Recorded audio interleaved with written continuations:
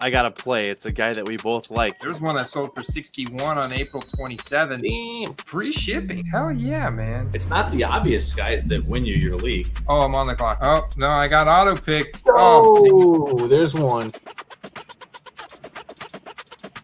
Oh, you missed your pick. People start going way off the board here. That's a steal, baby. I was clicking the button. This is all messed up now.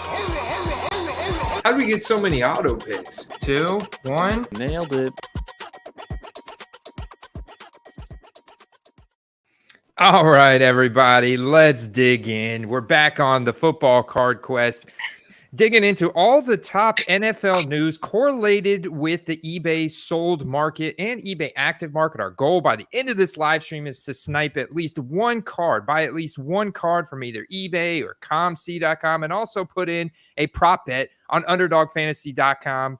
We've got a special treat this week as well because the trade deadline was yesterday. Pun intended, because we're going to break down all the trades from yesterday and how that impacts the NFL. We're going to talk about the top NFL news heading into week 9. Got my man Steve, the eBay hitman, Scaladesi right here. Myself, Andy, AC.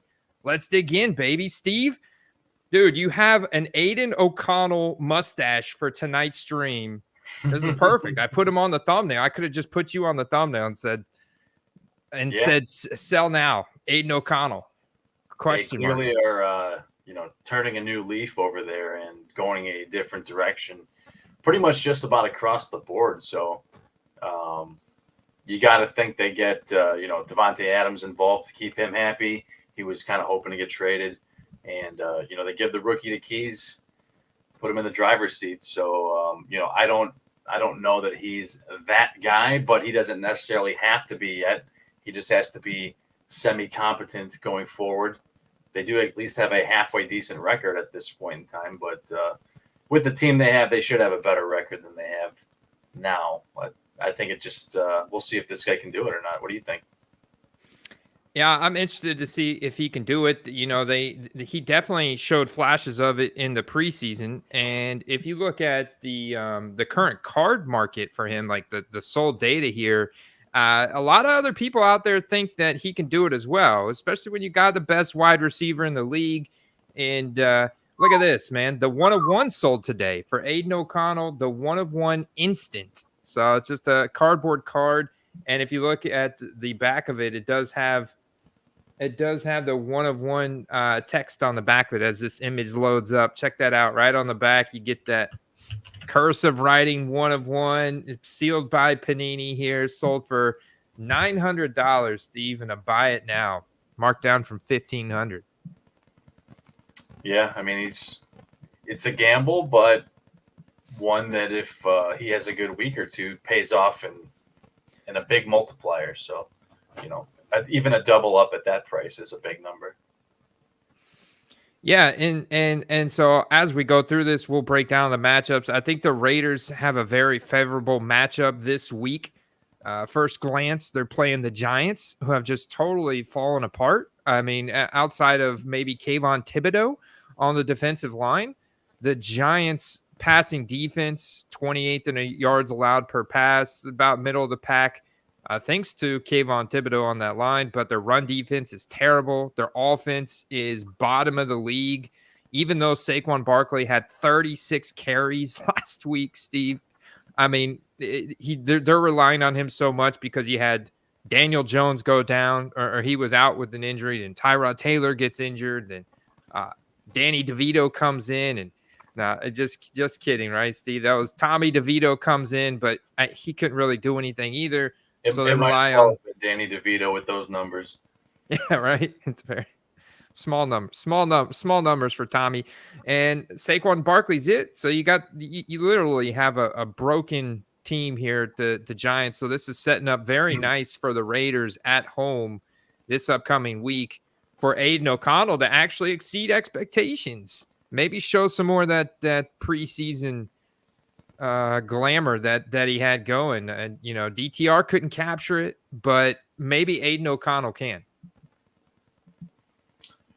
The thing with the Giants is, as bad as they've been, they haven't had their whole team healthy at once. When Barkley was hurt when when the QB was healthy, and then when he got healthy, when Daniel Jones got healthy, when Barkley got healthy, Daniel Jones went down.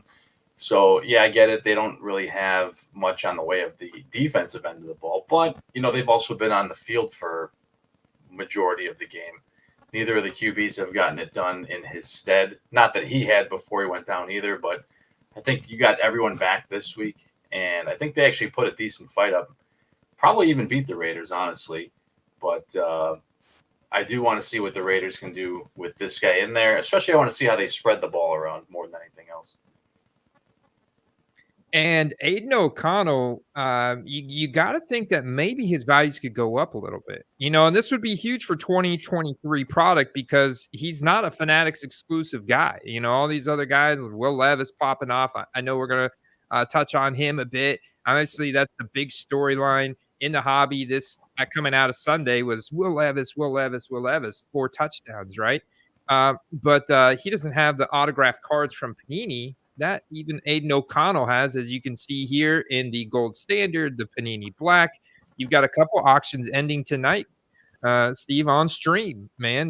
One of these is Panini Black. I've got Panini Black, a top 3 set right now until Origins, Certified, Donruss, and some of these other sets come out with the pro uniforms. Panini Black it's up there, man. These prices are definitely lower than what I've seen for Will Levis.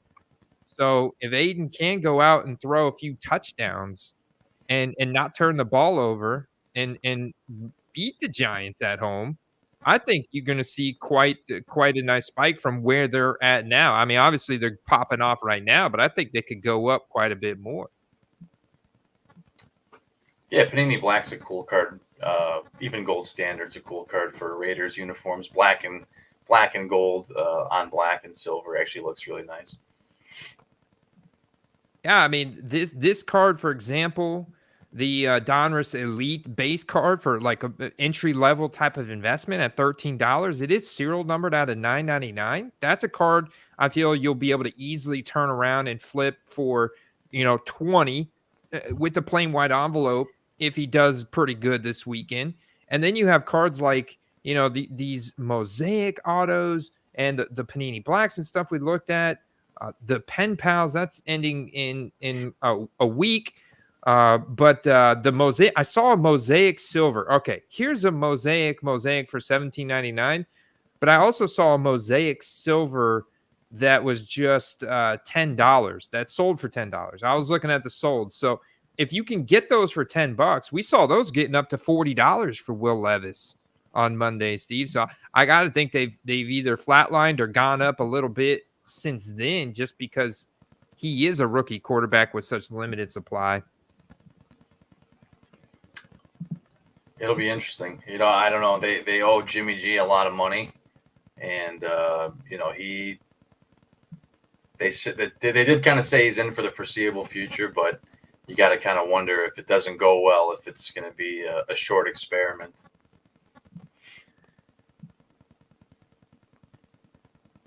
Yeah, I'm looking at some of this sold. Yeah, man, the Mosaic stuff is really jumping off. Like, I can't believe this Will Levis horizontal Mosaic NFL debut for $55 today, compared to like this blue Donruss Elite out of $299 for $18. Those two listings kind of threw me off there. Would you rather have that NFL debut from Mosaic, or what about the blue Elite? Probably the Elite, honestly. Color match, serial numbered. It just doesn't have that thick chromium card stock, right? Yeah, at the end of the day, when the cream rises to the top, that'll have more long-term value if he sticks around.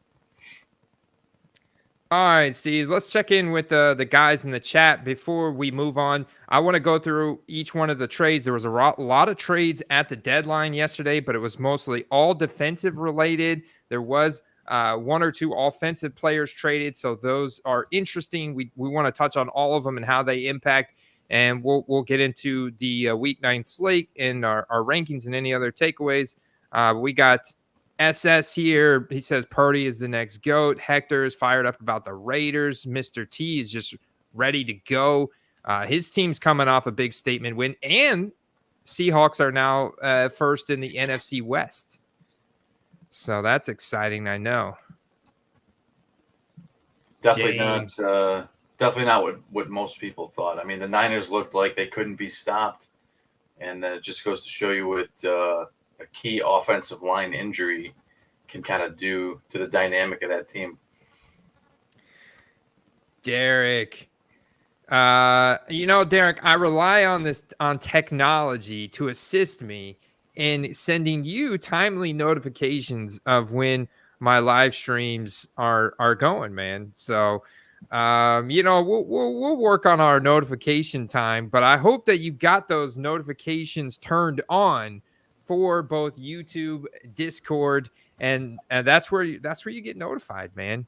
Hector's been buying a lot of Mosaic Silvers from $5 to $7 for, I believe, Aiden O'Connell. Yeah, he believes that Raider Nation expects Aiden to make some mistakes, but we like that strong, accurate arm. I think that's what people like about Will Levis too, right, Steve? Yeah.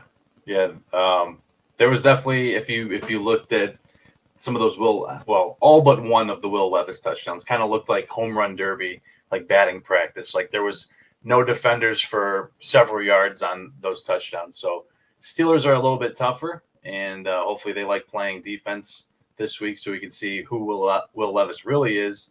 And I'm not saying that he's not at least okay, but I think that was a bit of a mirage week one. What do you think about Brock Purdy? Paul said, is Purdy the real deal? And also, we got Jets Crazy 87 in the house. Shout out to our man, Matt Vescovi. I know he's probably dying for Rodgers to get healthy because Zach Wilson is just bad, man. He's bad.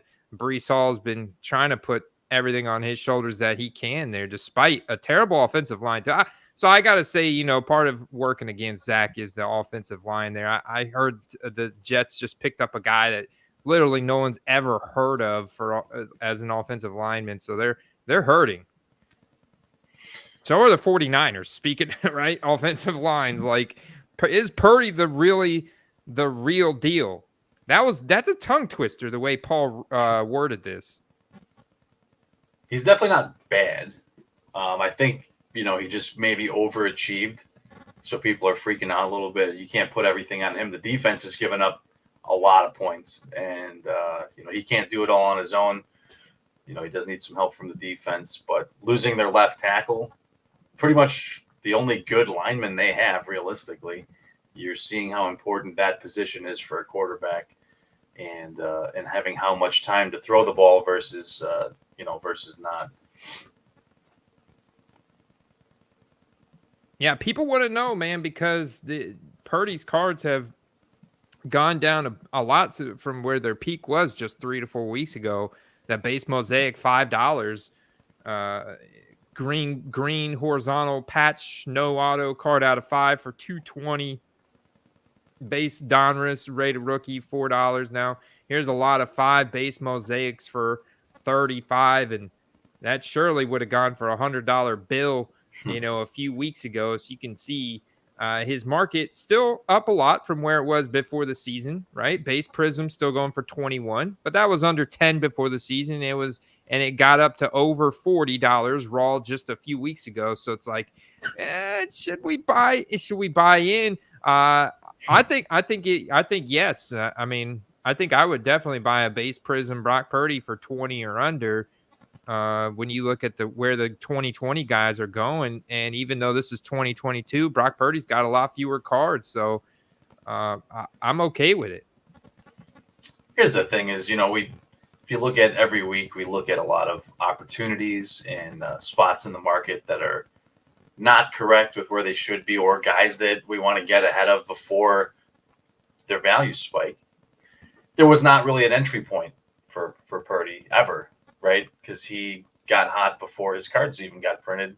And, the minute his stuff came out, you saw base cards going for, $20 to $40. So there was never really like a great entry point for his. I don't even know that this is the entry point, quite honestly, but that's the reason we were not advocating for that. I think you were buying in at the ceiling rather than the floor or somewhere in between.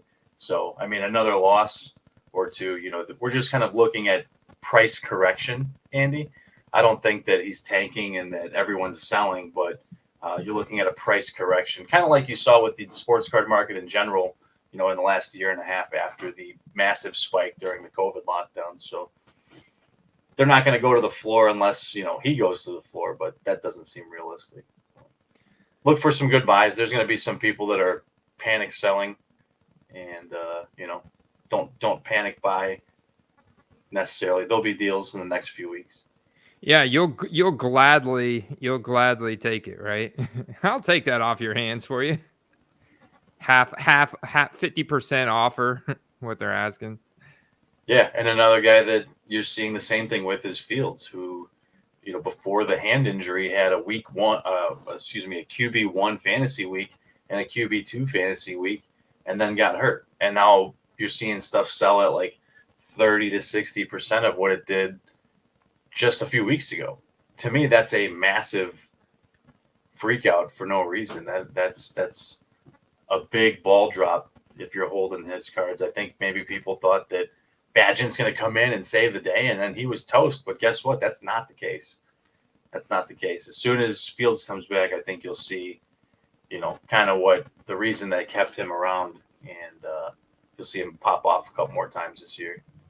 I mean, the Bears are definitely expecting it, right? So they make a wacky trade. I'm curious to get your take on this. So obviously they traded a second-round pick to acquire Montez Sweat from the Washington Commanders.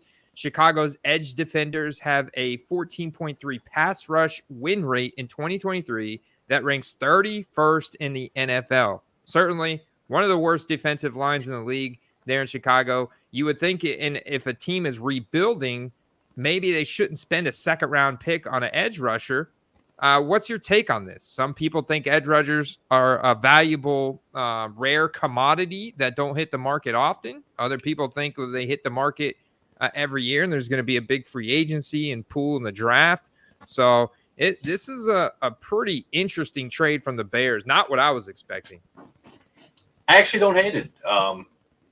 I've known about this guy for a couple of years. He's actually consistent, healthy, and I've actually bought some of his field level silvers and serial numbered select cards from his rookie year prior to this trade, just because I know that he's a good player, and not a lot of people are in on him because how many people buy Commanders defensive players outside of Chase Young? But he's actually pretty good, and he's actually a guy that they're looking to sign long term. From the man himself, though, he's not sure he wants to sign long term here yet. So I think we'll know more in the next couple of weeks, but he's solid. I mean, he's a top 10, according to the numbers, pass rusher in the league. Nothing bad to say, man. I think it's a good move. If they don't end up locking him up, it's a bad trade, realistically. But if they get the extension and he signs here, A+. Yeah, I think that's hopeful for you guys. And on the other hand, the Commanders were quite busy. They also traded away Chase Young, first-round draft pick from 2020 for the Commanders. They've traded him away to the 49ers. So the Chase Young to the 49ers. So the Commanders that already had a bottom-of-the-league defense in terms of passing defense, not pressure rate, but their secondary, their defensive secondary. And now they trade Chase Young for a 2024 compensatory third-round pick after trading Montez Sweat for a second-round pick.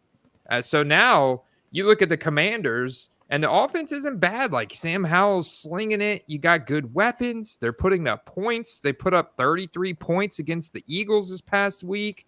And you got to think that the Commanders are just a team to target every single week now. It's going to be shootout after shootout after shootout because of them trading away now two of their best defensive players. Like, this is crazy after already being so bad.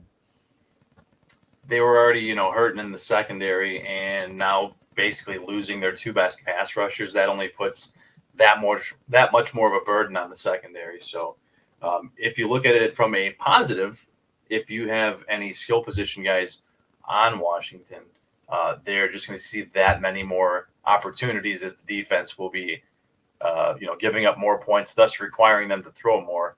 So not necessarily good for the running backs, but great for any of the pass catchers and great for the quarterback. Yeah, definitely. Definitely. So the Vikings, I mean, this is a big blow, Steve. The Vikings losing Kirk Cousins for the rest of the year. Oh man, after they just put the beating on the 49ers, they tore up that secondary. Cousins has been really playing good.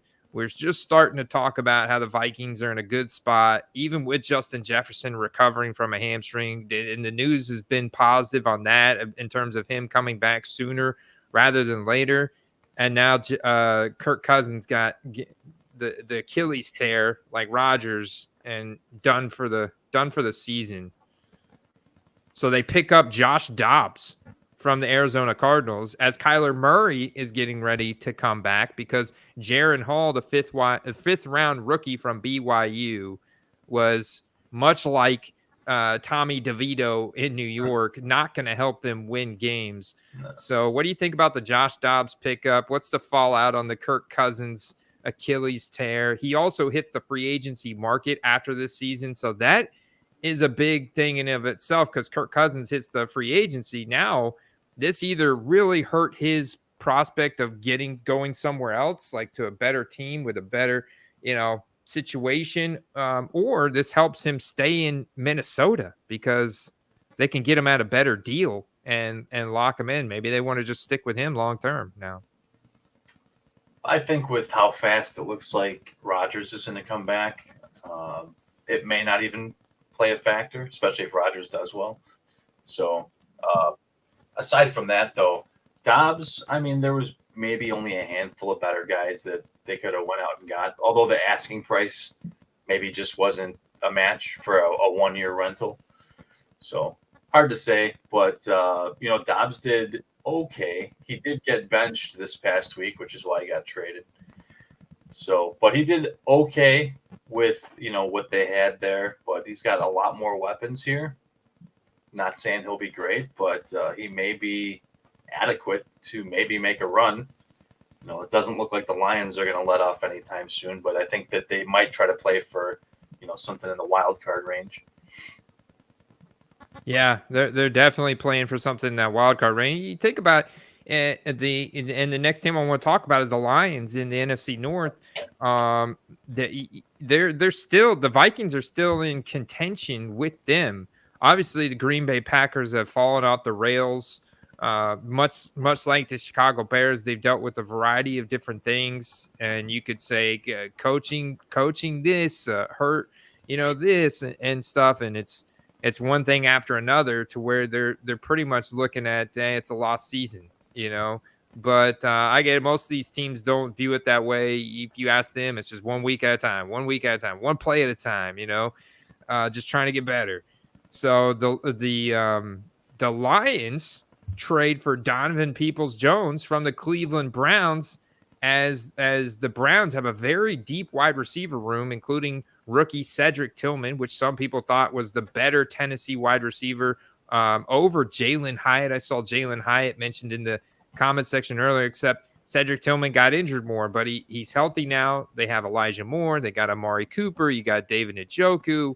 And it's not like they're even really throwing the ball a whole lot. Deshaun Watson's been either injured or sucked, and right as he was getting good, he hurt his shoulder, and it looks like that might be lingering him. And PJ Walker, the XFL's finest, isn't exactly the game plan. But although he does make some interesting throws.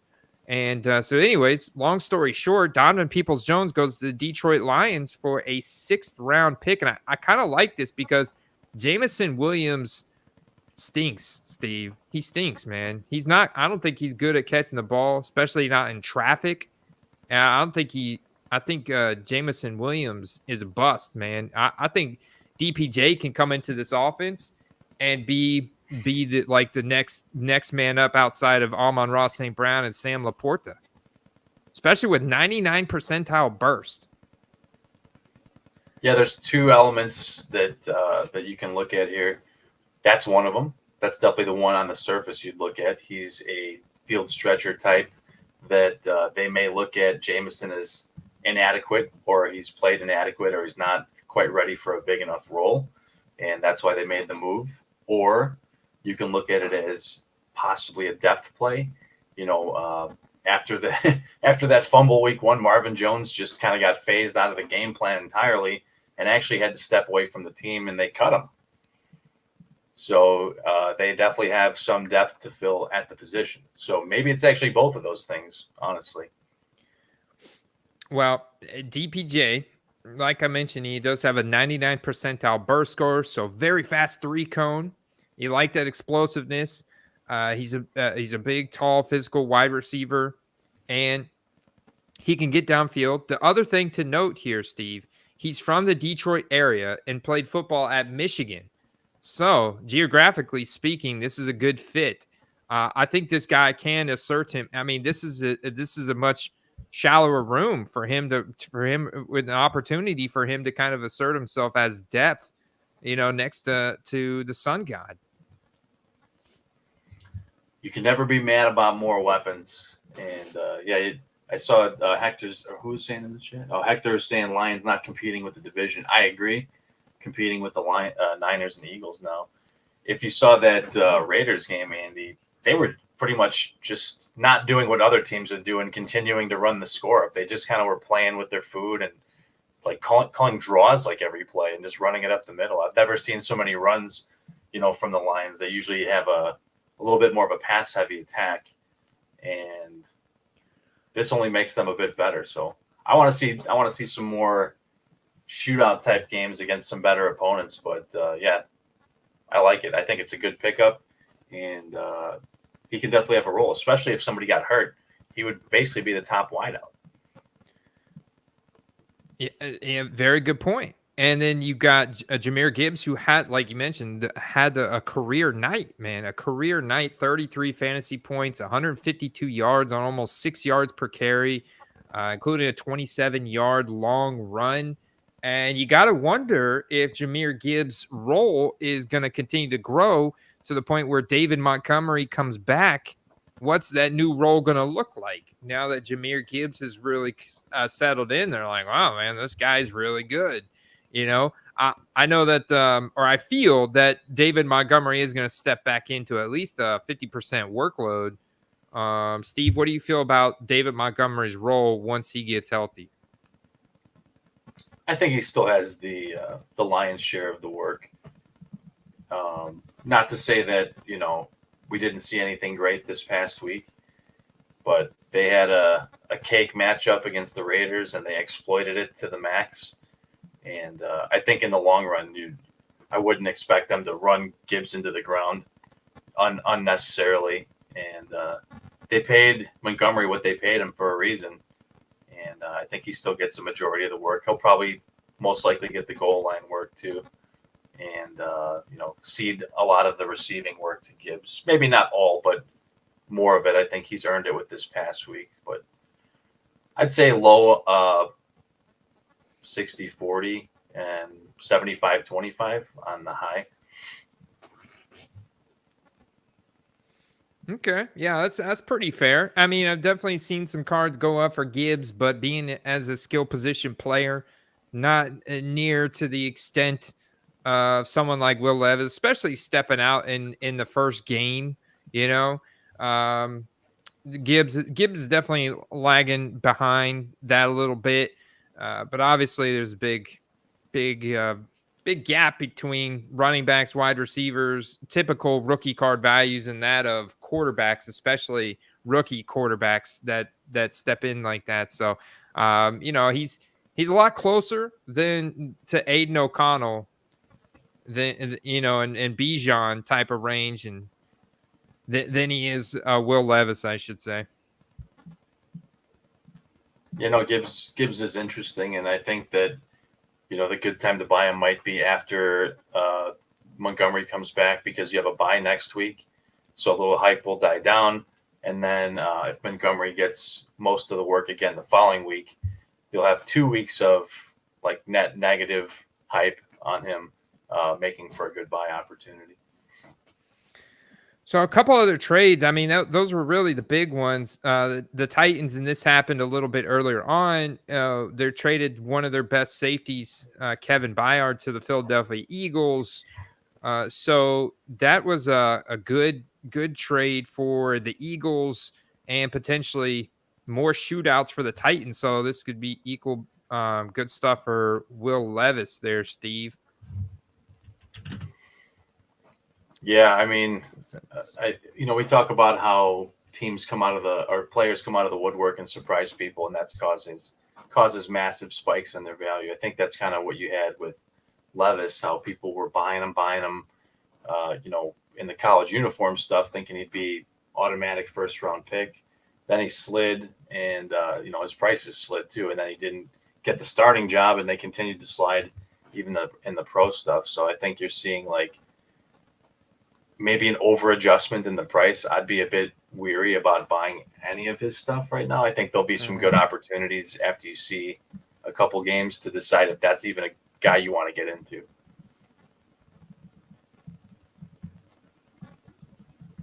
Yeah, I do want to get into some DPJ though. I just had an epiphany that he probably has some pretty decent stock on COMC of some pretty cheap cards. And now being on the Lions, Steve, you kind of shared this with me before the show that you were targeting DeAndre Swift. It was super rare DeAndre Swift rookie auto, but it was green. And I was like, man, that's brilliant. It changes teams. You still target the rookie card because liquidity with that rookie card shield and stuff, but you color match it to the team he's now on. So I wonder if we could do some of that with DPJ, like maybe a mosaic no huddle blue prism here out of 75 for just $4 or $5, Yeah. Or look at that, dude. They got the blue disco no huddle prism out of 79 for from 284. Yeah, and depending how hard in the paint you want to go, rookie ticket autos, they have a teal version that you can get to. So there's a lot of options there. Optic, Andy, has that like aqua or light blue, which is a good color match. They got the light blue prisms on here for just $1 or so. Man, so there's actually quite a few buys for DPJ. I've always been a fan of his. He's really been buried on the depth chart. He had a good training camp and preseason, but I mean, he is playing in a really loaded room that on a subpar to par on good days passing offense. So it's tough for him, especially with that shoulder injury from Deshaun Watson. He wasn't able to push the ball anyways after in that little limited time he got to play since he hurt his shoulder. So I would definitely be buying some DPJ right now. I think that's a good play moving to the Lions, kind of targeting a spike game because he could be kind of viewed as a newcomer. Newcomers are kind of like rookies. He's a rookie to the Lions, even though he's not a rookie in the league. People really haven't seen him in a expanded role. And I feel like Amon-Ra, he's on the injury report a lot, but he normally always plays. He's a pretty tough dude. But with the type of routes and stuff he runs, I mean, there's a decent chance that he could miss a couple games, and that could lead to a big spike in DPJ right there too. Yeah, I mean, look at the offense he's in. I mean, Goff is fourth. You heard that correct, in the NFL in passing yards. So, I mean, if there's a team you want to go to and you're a receiver and you're going to be the second man up in starting wide receiver sets, that's probably a team you'd want to be in. And you can get rookie ticket, or not rookie ticket. Well, you can get the rookie ticket auto for right over $10, right under $15. But you can get the silver prism auto on here for about $10. For about $10. So I'm not actually signed in right now, but you can get the Silver Prism rookie auto of DPJ for around $10 on ComC, and then it quickly shoots up because there's only 4. Let's see what we can find. I bet I can find So, very, very interesting. Shmee123, man, look at this. We got a newcomer to the quest. Welcome, Shmee. I like the profile pic. Actually, looks like I can't tell exactly what that is. If somebody's playing hacky sack or if it's like maybe those are soccer players, European football players, which we do have a game in Europe this weekend, Steve. We've got an island game at 9:30 a.m., probably the biggest game of the week when you consider the teams that are playing. Miami Dolphins versus the Kansas City Chiefs. And the Chiefs are coming off of a bad loss to the Denver Broncos, in which Patrick Mahomes was reported as being sick heading into the game, I guess Saturday night. But I guess maybe that played a factor in the turnovers, the 2 interceptions, the fumble, the lack of touchdowns, and a beatdown by the Broncos. Kind of worst game against the Broncos for his career, for sure. A loss. It was an away game. Taylor Swift wasn't there. Kelsey didn't do anything. And so now they travel to Germany. I'm sure Swift is going to be in Germany. And the Chiefs bounce back. Who do you got in this game? The Miami Dolphins playing the Chiefs in Germany on Sunday morning. Oof, man. That's a good one, man. I mean, these teams are about as close as it gets. And it's an away game for both of them. So it does make it that much harder to dictate. But honestly, I like the Dolphins. They don't quite get Devon A-Chain back, but the rest of the offense is more or less healthy. And the Kansas City is favored by 1.5. That gap has closed because it was 2.5 to open, and now it's 1.5. The over/under is 50.5, which if you look at the rest of the slate, I believe, that is the highest point total on the slate besides Sunday Night Football, which is close. We got some big island games this weekend, Steve. Sunday Night Football this week is the Bills versus the Bengals. The Bengals, which I know you're a huge Joe Burrow, Jamar Chase, T. Higgins fan, coming off a big statement win this past weekend over the 49ers. So and I actually called this, Steve. I called this last Thursday, and we may have both called it on last Wednesday. We got to go back. We'll have to go back and check it. But the 49ers losing again, and the Bengals getting a big statement win coming off the bye week here. Yeah, we definitely nailed that one. That was one that I think we both saw coming, with them coming off of 2 bad games in a row. And Bengals coming off a bye week. Kyle wants to know, how is Tua holding up? He's holding up. I mean, he's the leader in passing yards in the NFL. He's the leader of quarterback rating. I mean, I don't know. Let me see if there's anything else I can pull up. He's the touchdown leader. He's everything you would want. He's got the highest completion percentage, it looks like. Yeah. Tua's crushing right now, and the Miami offense. Tyreek is probably gonna break the single season receiving yards record this year. He's in a race with AJ Brown right now. So I love it, man. The 2020 quarterback class is just looking better and better each week, minus Jordan Love.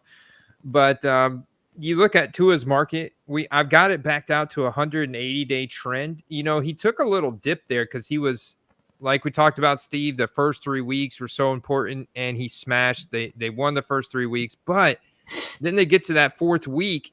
Remember, they lost to the Bills. And it was such a letdown, I think, because people were hoping that there's like, no way, this team's just got to keep going up and up and up. And they had a normal game where he simply looked human, and he threw an interception, and all of a sudden, man, the Cards flatlined, and it was like he's just kind of flatlined ever since. So if you look at the past 30-day trend, now 4 weeks removed from that loss to the Bills, the base Prism PSA 10, not even $100. The Optic Hollow, I mean, this is half of the Joe Burrow market. I mean, this is lower than the Jalen Hurts market. And I thought for sure that Tua would be higher, but if not, that just makes him a buy, Steve. It just makes him a buy. This is a playoff team. They're going to make a good run. I don't see any reason why we don't buy Tua if he's flatlined or gone down at all, just because of the mysterious mid-season dip, Steve. You know what it is too is, imagine where his values would have been if he didn't get hurt right before the playoffs last year. I mean, they made a playoff, not run, but they made it to the playoffs just because of the record they had before he went down. You could have imagined what the trajectory they were on with him healthy if that would have continued. And I think you're kind of seeing it this year. Definitely a guy that's going to make the playoffs, potentially a guy that could get to the Super Bowl or win a Super Bowl this year. So some of those guys have some value built in. Hurts has been to a Super Bowl. Burrow's been to a Super Bowl. Herbert hasn't, but, his numbers speak for themselves. Some people may be still reserved on the Tua injury type thing with the concussions. I think you should let that go at this point. We kind of never let that be a thing for us. So I agree. He's a buy. I've picked up some Tuas, and I picked up some Burrows like we talked about a few weeks ago when he was coming back from his calf strain. So use these little dips to your advantage because guys that are this good don't fluctuate in price typically. Yeah, except for when the basketball season starts and baseball's in their World Series and the holiday season's here. Like Steve's already wearing a sweater. I think I heard or read somewhere there's already snowing in Chicago. I saw snow on the field in Denver on Sunday. Yeah, it snowed yesterday. Crazy, man. Did you go out trick-or-treating? No. By the time I got home from work, it was already snowing sideways, so everybody kind of went home. Wait, well, you have your Aiden O'Connell costume on with that mustache, man. So I just getting ready for this Sunday, man. Yeah. I knew ahead of the news I was playing this week. So looking at the Prism PSA 10 market here, you can see that Tua is lower than Burrow, Herbert, and Hurts. He's the lowest out of all four of them. It's just that doesn't make any sense. And let's check the populations. 3,406 PSA 10s for Tua, 2,800 for Hurts. So they're very close. You got 5,400 for Herbert, and then 6,700 for Joe Burrow. 52-week high though. Holy cow, dude. Well, there might be an anomaly. So if we look at that trend, this one's legit, $355 before the calf strain in training camp. Yeah, where's that 800? The 800, it's probably an anomaly that's already been ruled out of the system or something. There's a 500 right there. Yep, there's a DC Sports 87 Wednesday night auction, April 5th for 500. That's a banger. But if you look at the typical trend, I'd be somewhere around this $200 range, 160, 220. Yeah, it's right around right there, like 190 to 200. But that's almost 3 times more than the Tua, and the Tua's got half of the population. So that doesn't make a whole lot of sense, man.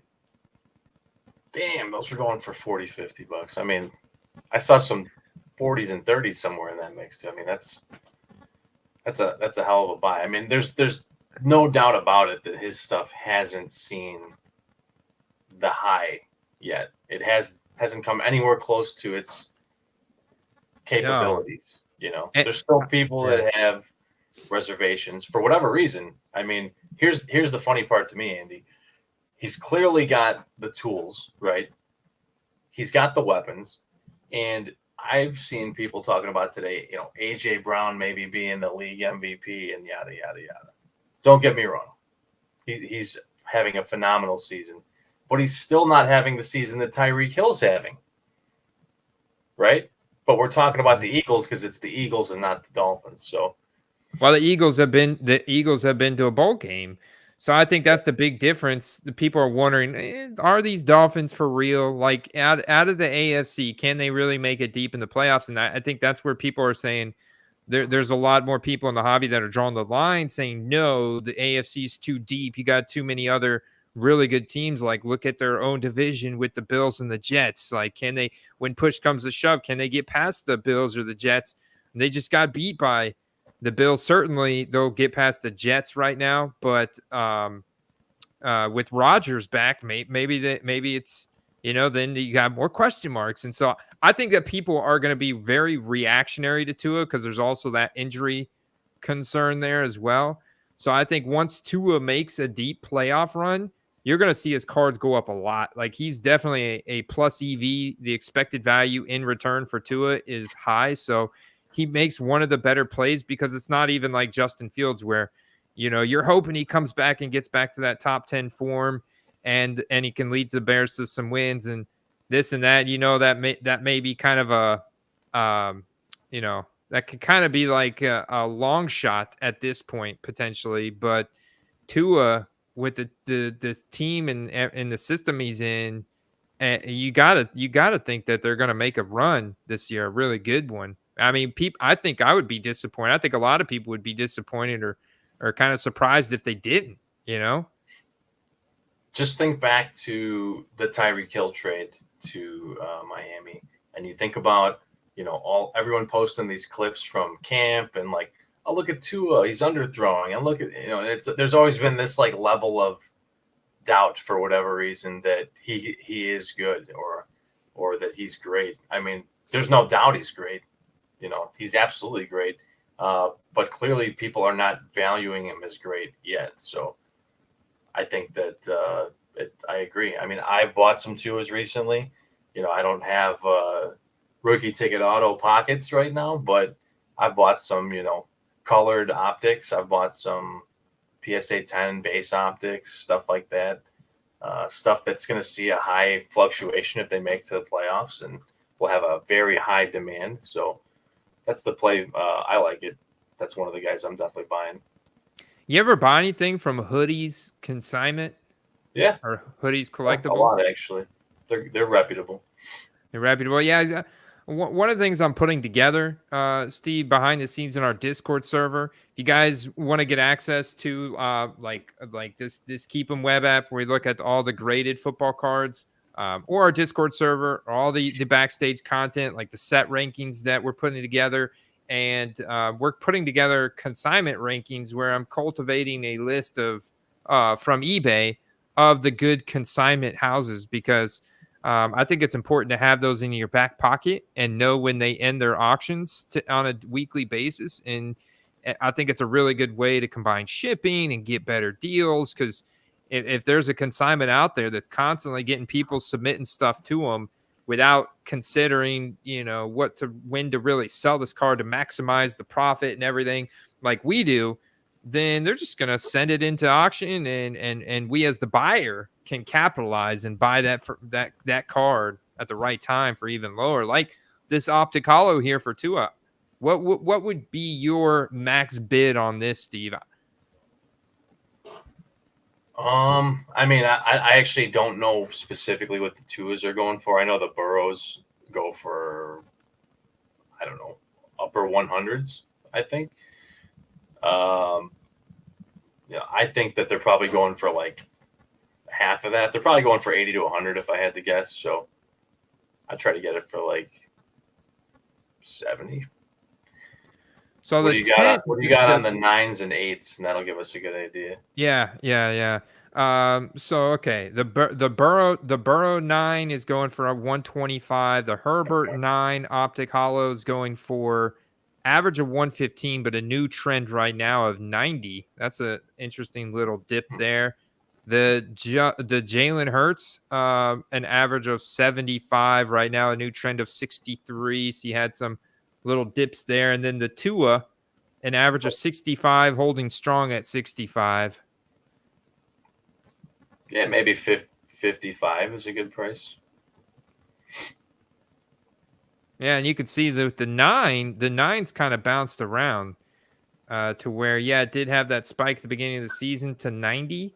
But look, right now we're back at 80. So that's an interesting market right there where it's like, whoa, you don't have as consistent of data on an Optic Hollow PSA 9 for Tua with a pop of 739. You have 1,276 tens. That's a good PSA 10 hit rate. It kind of incentivizes you to buy the raw there, Steve, with a 61% chance of getting that raw card graded as a 10. And look, I mean, it's held up really strong to this midseason dip still. I like it. Yeah, I mean, he's well below the next few guys. And look at the 52-week high. And I just got done saying that, I don't think his ceiling has gotten anywhere near where it can just yet. So, yeah, if they make a bit of a run, playoffs, it's happening. It's happening. It is. Yeah, he's 100% on my radar as a top buy right now.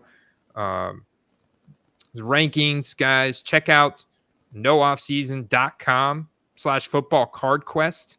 Check out their football card rankings. Now working with them behind the scenes to not only give you guys a little discount on their membership, but also they've added a column to their football card rankings to show you the target or the ideal snipe price of the cards in their rankings. So that's cool stuff. Check out that as part of the nooffseason.com sports card network. We are happy to be their dedicated wing for football cards and fantasy football and all things football related. We're 100% focused on it. So if you love football and football cards, you definitely want to subscribe to the channel at the very least. That's free. You can subscribe and like the video if you think we put out good content. I know Filthy loves their content. Shout out to our man Filthy. Zeagles 7-1. AJ Brown now on an NFL record streak. Most consecutive games, 125 plus yards, Steve. I mean, these Eagles, they get the Cowboys. It's Dallas week. Like Filthy said, it's Dallas week. You got the Cowboys coming to Philadelphia. And to play the Eagles, got an over-under at 47 points. Eagles are implied to score 25. The Cowboys are implied to score 22. So the Eagles are 3-point favorites. How are we feeling about the Eagles beating the Cowboys? They have a top 3 passing defense, but the Eagles have a top 5 passing offense. This is setting up for a big-time matchup, especially as Dak Prescott's coming off of like a career modern era Dak post horrific ankle injury, Dak performance with CeeDee Lamb, where they were moving him around the formation quite a bit. Kind of like what they do with some other alphas around the league, Steve, like what they're doing with AJ Brown, or when you look at Brandon Ayuk on the 49ers, Jamar Chase for the Bengals, CeeDee Lamb, who was before more of like a slot monster, ran a high percentage of his routes out of the slot, and he was out wide. He was inside this past week. He ran a good blend, and he was burning guys all over the field. Yeah. If you remember, it was about 2-3 weeks ago, I was sending you a lot of high-end CeeDee Lambs. I know we shared a few of them on stream. It had just been too long since he had a massive game, and he's just too good to be held down. And quite frankly, the only thing that really held them down was mainly just the need to throw the ball. They were typically so far ahead in games, and the defense was carrying them. But, that's not going to be the case every week, as we predicted. And he's a guy that I suggested buying a few weeks ago. I think that this is going to be definitely a nice game for him and A.J. Brown as well. But, man, I agree. Dak did look good, but Dak also has looked just okay for part of the season too. It really has looked just okay. And Carter and I were talking about this yesterday. He's been affected by the midseason dip as well. But at the same time, he's got a lot more graded cards than Jared Goff, being that same draft class. So it was interesting to compare Jared Goff and Dak Prescott, and Dak having so many more prisms, but going like way less, like almost $100 for a prism PSA 10. It's pretty wild. Even though there have been some crazy, like there's a huge gap between a prism PSA 10 these days. Even though those are silver standard out of the box for 2016 and 17 for rookies, and that of a rookie auto, whether it be certified, limited, contenders, a variety of different sets from 2016. There's a huge difference there, Steve. Here's the thing: is Dak's market is down, and we've seen it come back a couple times, but Dallas is a huge market for football, but their major buyers is their own fans. So if Dak's market's down, you got to be a little bit concerned that maybe they're not putting the same amount of faith in him anymore. It used to be a few seasons ago that the base optics were like $30 to $50, and you can get them for seemingly like 15 to 20 now. I mean, the hollows are barely going for $50 now. So, you have one guy that people are just convinced can't do it in the playoffs, and you've got another guy that literally dueled Patrick Mahomes, putting up 50 on the Chiefs, who's now on the Eagles on a much better team that can potentially win a Super Bowl. So there's definitely a reason you have an ascending team and a team that is just kind of the same team every year, right? Yeah. Yeah, and I think CeeDee Lamb's values are affected by that. And he's got that same huge gap, Steve. So here's a perfect example. All right. Here's a select premier level silver. It's got 2 bids, so somebody's gonna buy it for $5 because you got $4.75 shipping. Now, granted, they could already have bought a couple things from DC Sports 87. They want to they're going to combine the shipping, so they're really not maybe going to pay shipping, or maybe they divide this $5 shipping out amongst 4 other items, so it's really just $1 shipping. So that's nice about some of these consignment places. You can consolidate, buy multiple things, consolidate. Definitely what you want to do there. But do you ever think that those cards are going to climb out of that $10 range and into a $20 to $50 range? Kind of like the same question I've asked you a few weeks back about Ja'Marr Chase. I mean, his silver cards that are just optic hollows or silver prisms, they struggle to get up over $20. The same thing is with CeeDee Lamb. Even the base prism PSA 10s, the base Donruss PSA 10, those don't really seem to go up a whole lot, man. They seem to be really stuck under $20, and I'm not sure if they'll ever be able to get up to that level, like where Justin Jefferson got to, where his optic hollow was $50.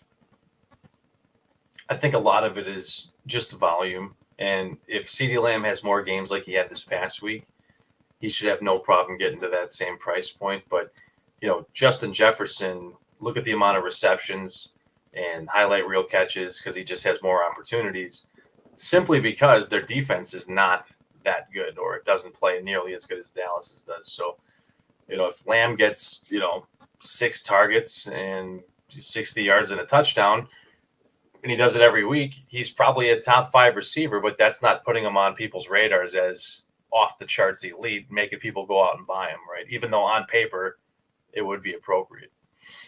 But if you get a guy that's getting 12 targets a week, maybe securing 7 of them for 100 yards or so, and he's the best receiver in football, he's got all eyes on him. So, yeah, it's a tough thing. I mean, that the hobby features QBs over receivers, but the Lamb market will come back. And like I said, a lot of it's been tied to Dak. And I think that you've seen the Cowboys be exposed the past few weeks, kind of like the Niners defensively. So I saw a rookie ticket auto out of 99, Andy, that I tried to get on the cheap. Went for under 100. That's a buy. If you find another one, CeeDee Lamb, that's a buy. Or this Optic rated rookie auto hollow for 86. That was today. See, this is the thing about a guy like CeeDee Lamb's market. I feel like you've got if you want to get in, don't buy in on a Prism Silver or an Optic Hollow or any kind of like base card, unless it's a PSA 10 and you can get it for like under $30.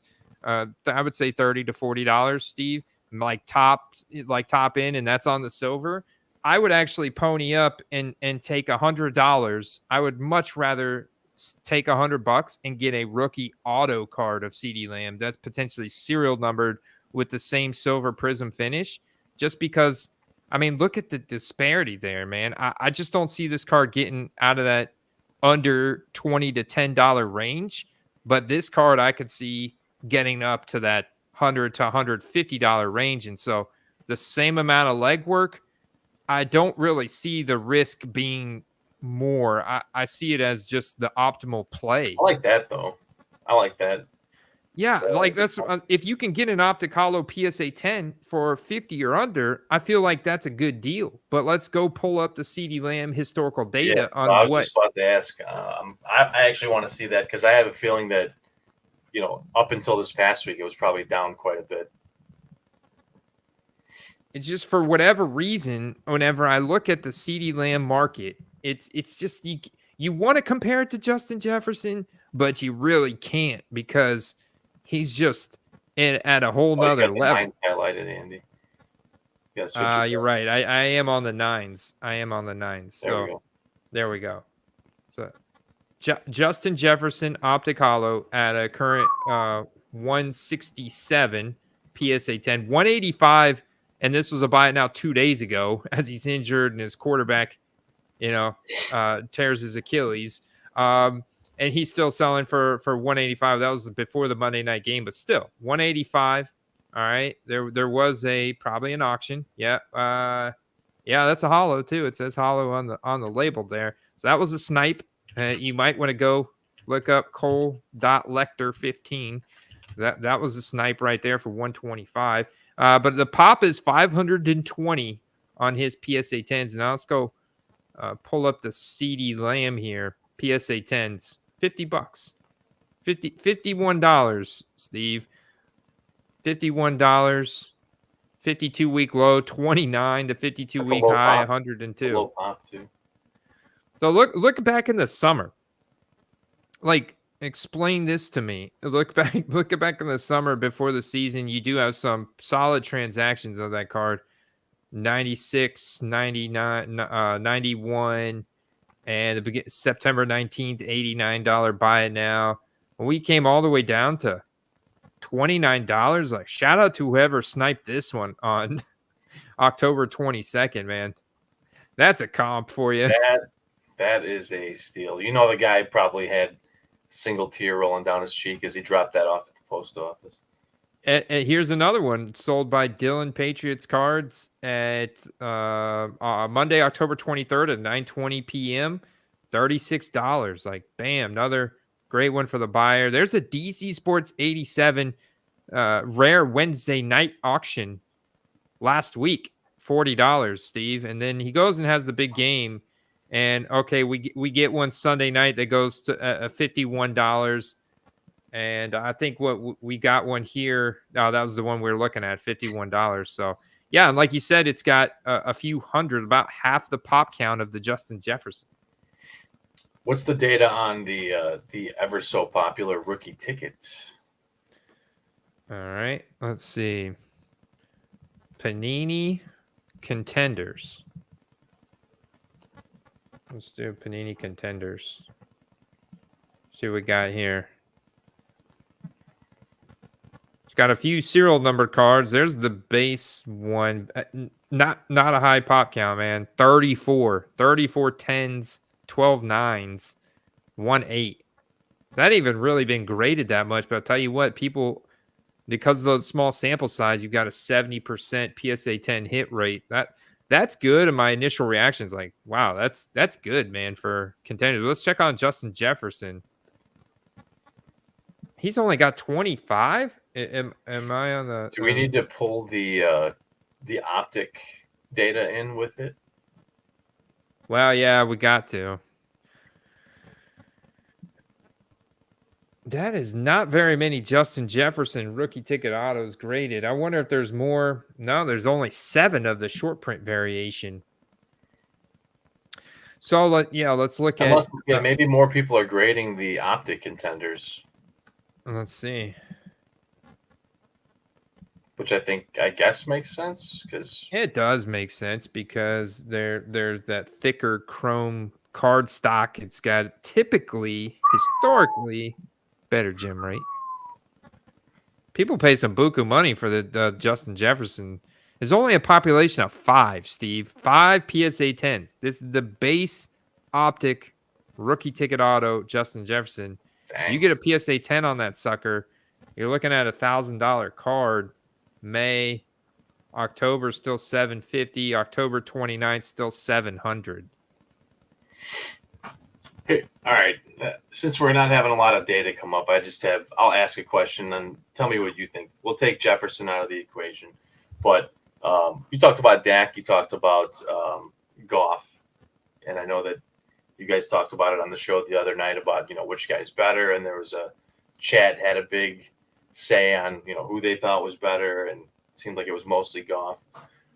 But now let's switch that into something different. If you had money in hand right now and you had $100 in your hand, are you buying a CeeDee Lamb rookie ticket auto or Amon-Ra St. Brown? Man. Well, the thing is, I think I can get Amon-Ra St. Brown for a lot cheaper. I think I might be able to get 2 Amon-Ra St. Browns for the price of 1 CeeDee.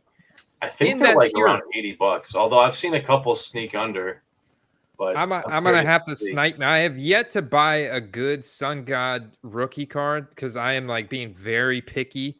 I don't know why. I don't know if it's you're rubbing off on me, but I have like this serious fandom now for the Sun God here, and I want to get me a good card. So I'm ready to pay up. Big Boyd sports cards, man. We saw them at the National. They're another great consignment, Steve. I know you buy cards from them. They've got an Amon-Ra ending in 10 minutes, brother. A select RPA numbered out of 199. It's currently at 66. What would I have to pony up to get this? And is it worth it? Because if there was the same price between Amon-Ra and CeeDee Lamb, I'm more bullish on. I think the upside is higher for the Lions to run deeper, and with how rabid and passionate the fan base is this year about the Lions run. I mean, they're just coming out from everywhere around the country. The Lions fans are coming out. So I feel like this card could do better monetarily. Plus, Amon-Ra's got a louder personality off the field. CeeDee is more quiet, more reserved from what I've seen. Amon-Ra's got the podcast now with his brother that I find quite entertaining. And you don't have all the sponsored reads and commercials that you do. It's not quite as like polished or maybe sometimes as funny as savvy as the New Heights podcast with the Kelsey brothers, but the St. Brown brothers, they're just raw, man. They're good. I enjoy it. I think it's kind of funny. And I like the Sun God, his work ethic, man. It's the 17th wide receiver taken in the 2021 draft. Even I know the guys that are taken ahead of him now at this point. So, I mean, Steve, I think this card could actually do better than the exact equivalent card of CeeDee Lamb bought at the same price. I'm with you. I'm going Sun God. Agreed. Yeah, and I think that honestly, I think his prices are in fact in many cases more. I think in a card like this, the Amon-Ra's more, but I think in a card like the base rookie ticket auto, the CeeDee Lamb is actually still more. Which is odd, but if I do track the Amon-Ra rookie ticket autos pretty tightly, and they're kind of all over the place. You see the occasional one go for like $55, but for the most part, they're like right around the $80 range. And until recently, the CeeDee Lambs have been probably 80 to 100. So, I mean, they're not too far off. They're still a little bit more convincing. I don't know if it's the draft capital question that we come up with all the time, but I mean, I don't know what else this guy has to do to convince people he's that guy at this point. Do you think that the immaculate eye black out of 99 here for 150? I mean, this card's got a boatload of watchers. Where'd it go, Steve? I just had it up. Isn't this weird how the eBay algorithm works? Like I literally just refreshed the search. I went to ending soonest, and now I'm back on best match, and it's gone. Like every time you do a new search query under best match, I'm convinced that the eBay algorithm shifts stuff around based on the newness of the listing and how much the promotional rate is and how many clicks this card's had and all this kind of stuff. And now I've lost the immaculate eye black that was numbered at, unless one of you guys just bought it. Let's see something here. You know that's one of my favorite inserts, Andy. I bought a couple this week, actually. Let me see something here. I want to find a listing for you, and maybe we could pull something up here. Let's see. That's a pretty cool Spectra right there, man. Sky High Auto. Looks like a gold Sharpie. That's one of the cooler horizontal cards that I've seen. I like this one, man. The Spectra is a cool set that doesn't get enough love, but I think they get more love than sets like XR and some of the certified cards, even some Origins. I kind of think Spectra is right in that range with an Origins or a Panini Black now. I sent you two. I'm going to send you one more, actually, because I just found this one. But that particular one is for those, not for the faint of heart, but if you have deep pockets, that is a absolute banger of a card. And only if you can afford that kind of investment, I do feel like he's that good that you probably want to own a one-on-one of him. But if you can't, I sent Andy a couple other bona fide solid options. I wonder if this seller would take less than $1,000 for this card. You know, because a lot of times you see cards like this, and then we guess, we see them sold, and we guess, like that Aiden O'Connell. It was listed for $1,500, but the guy took $900. So you got to wonder, like, if this guy got a $1,000 offer right now, would he take it? If he got a $900 offer right now, would he take it? You know, and so obviously don't make that offer unless you actually intend to pay for the card. But right, you know, so I won't, because you know, a little bit out of my my current price range, but. You know, all things considered, if you could get that card for under $1,000, Steve, do you think it's a win? I mean, obviously you're sharing with us at $1,750, but unbiased here with where, you know, Spectra's kind of ranked at and everything, under $1,000, do you feel like that's a win? Yeah. I mean, he's that good. You look at what he's done in just the last 2 years already, and you could even make the argument that he's maybe still getting better. I mean, he's 1, 2, 3, 4. He's just under Ja'Marr Chase in yards by 1. Let's see, 6th in receptions, 3 less receptions than A.J. Brown. Yeah, I mean, he's easily top 5 in the league. So he's a baller, man. Let's see what the Shoes and Cards Classics has for us ending here in just a few minutes. We're really working hard, guys, to try and snipe a card. This guy does all buy it nows. He might be a subscriber, because I'm a big advocate of buy it nows. Let's see if this guy's got anything else. Yeah, he's got a gold RPA, or no auto, but it's out of 10. It's gold. It's one of the top sets for rookies. Jalen Hyatt out of 10 for $60. Buy it now. Interesting card, Steve. Yeah, talk about a guy that maybe just needs a couple more opportunities. Speaking of opportunities, Quentin Johnston got some more opportunities this past week, had his best game of his rookie season. Josh Palmer was plagued with a knee injury, so it looks like Quentin Johnston is getting even more opportunity now.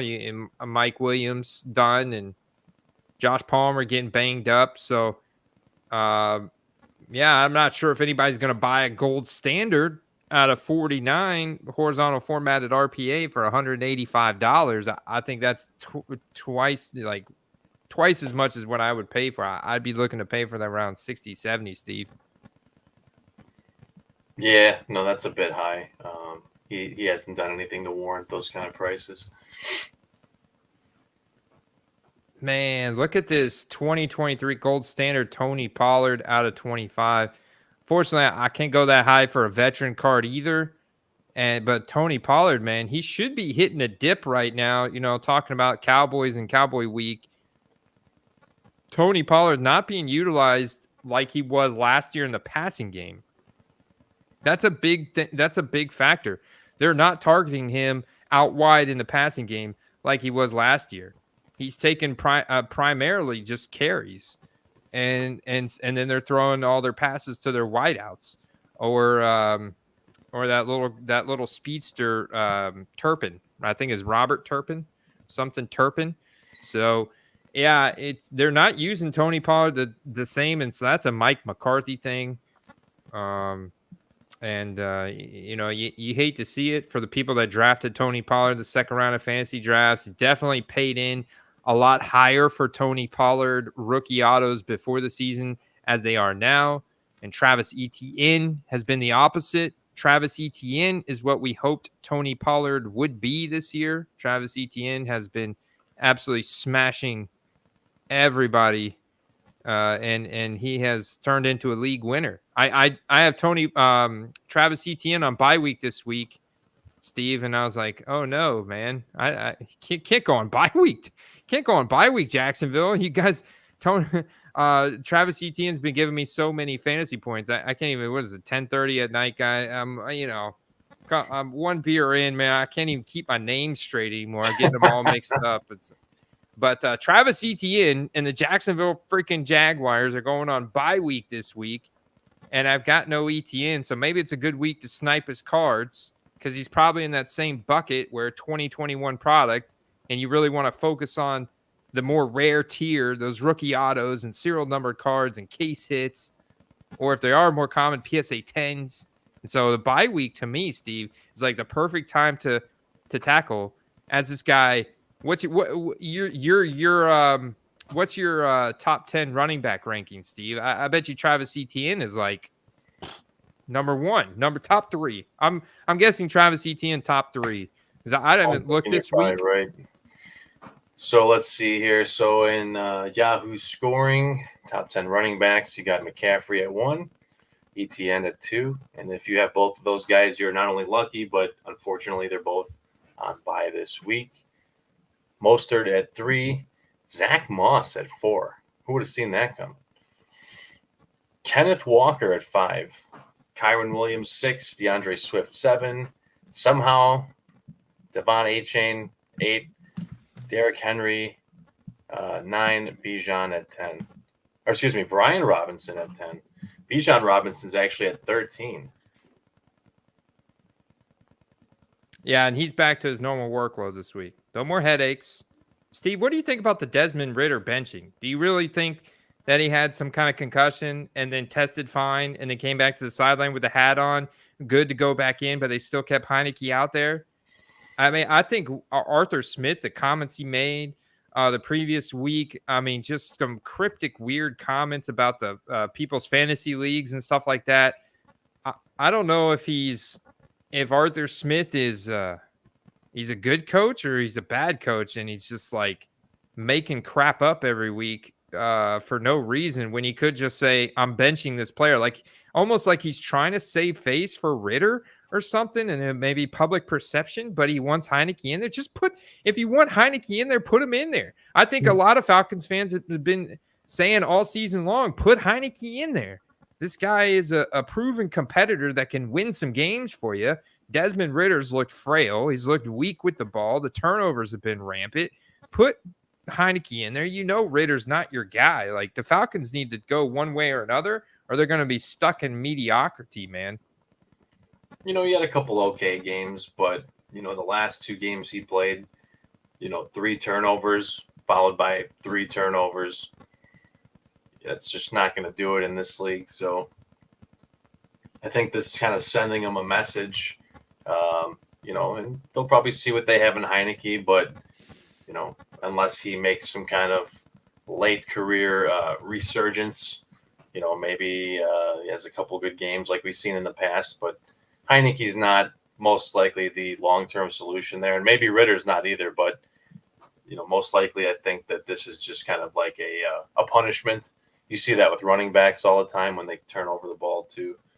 So, it's kind of a situation I would probably stay away from both guys. But, Bijan looks solid. As of right now, Andy, I was definitely the least popular side of this argument. But, you asked me before the season if I was drafting, would I take Kenneth Walker or Bijan? So far, I'm right. And everyone was going against me on that one. And we will see. We're about halfway through the year right now. The touchdown efficiency has been lit for Kenneth Walker and the Seahawks. Kenneth Walker dealing with a little bit of an injury right now, Steve. I don't know exactly what the latest is, but I know he was limited last week. He had a role increase for Zach Charbonnet. So I think Kenneth Walker will get back to 100% health. Obviously, great running back there. Bijan back to his usual workload. Not bell cow status, but usual 70% type opportunity over Cordell Patterson and Tyler Algier. I feel like the flipping window, though, like to flip Bijan. All right, can we go ahead and rule the Falcons out of the playoffs? I don't think we can, so it's maybe that's a possible out to make profit on Bijan, right? Because the Bucs have definitely come back down to earth, and it's like, okay, this is what we expected from the Bucs going into the season, where they struggled to win games and can't quite connect on plays and can't quite get things going and get gashed in the passing game because it can't quite get home, and then the secondary is not quite adequate enough. The Saints are playing solid like we expected from the Saints. They're winning games. Derek Carr he's playing pretty good, but then you also have increased role from Taysom Hill. Did you notice the deep bombs that Taysom Hill throws to Rashid Shaheed, man? That guy's a game breaker. So he's like, Tyreek Hill light for the Saints. So it's kind of like the Saints are looking like this top team in the NFC South. And I know the Falcons don't want to admit that. And they want to keep they want to keep playing for the playoffs, man. But they need a good quarterback bad. Saints have a good defense. Saints have a pretty good run game. Outside of, Taysom Hill's finally doing what he needs to do, because outside of Olave, Andy, I got to say that there was not much consistency in the passing game. Shaheed's made some awesome deep bomb type plays, but they really haven't had a chain mover, right?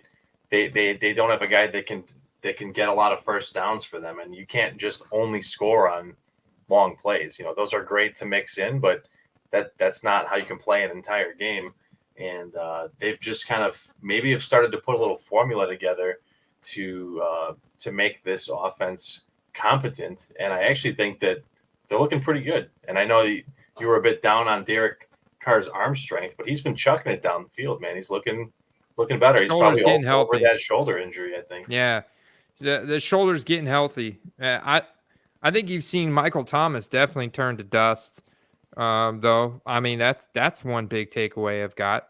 Michael Thomas, he's pretty much done, as well as Juju Smith-Schuster. I mean, he's a ghost. I mean, the Patriots wide receiver room is toast. He just popped into my mind thinking about dusty old wide receivers. So But DeAndre Hopkins, well and alive. I mean, DeAndre Hopkins is the happiest veteran wide receiver in the league right now. He's like, oh my God, I love Will Levis. So it's going to be fun tomorrow night, Steve. The Titans go up against the Steelers in Pittsburgh. It's only a 36.5 over under. The line's only moved half a point throughout this week. So that's not a high point total. In fact, it's really low here, man. But that's because the Titans, I think, have historically played bad, and you got your boy. Well, I thought Mitchell Trubisky was going to play. I was thinking all week Mitchell Trubisky's going to play. Pickett will be the only way Trubisky plays a full game this year is if Pickett's on his deathbed. He must really feel some heat on his ass because he will not sit a game out for an injury this year. Tough dude, man. Tough dude. And I actually like Pickett as a play because his market has hit 52-week low, rock bottom. And you know, when you look at a quarterback market, it's much different than the running back wide receiver. You know, a lot of what Steve and I have been talking about is targeting these rookie autos and these rare serial numbered cards and these case hits for these running backs and wide receivers. Because I love the bang for your buck and the upside in those cards for running back wide receivers.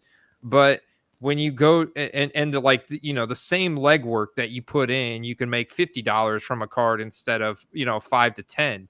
But when you go to a quarterback, now all of a sudden you get that same kind of upside in those mid-tier cards from quarterbacks, especially when you talk about the graded quarterback card market. So I was looking at Kenny Pickett, much like Justin Fields, has hit 52-week 1-year lows on their cards, like their Optic Hollow PSA 10s. The orange laser, Steve, from Prism and rookie card format is incredibly popular for guys like Pickett, Fields, and those cards are hitting all-time lows right now.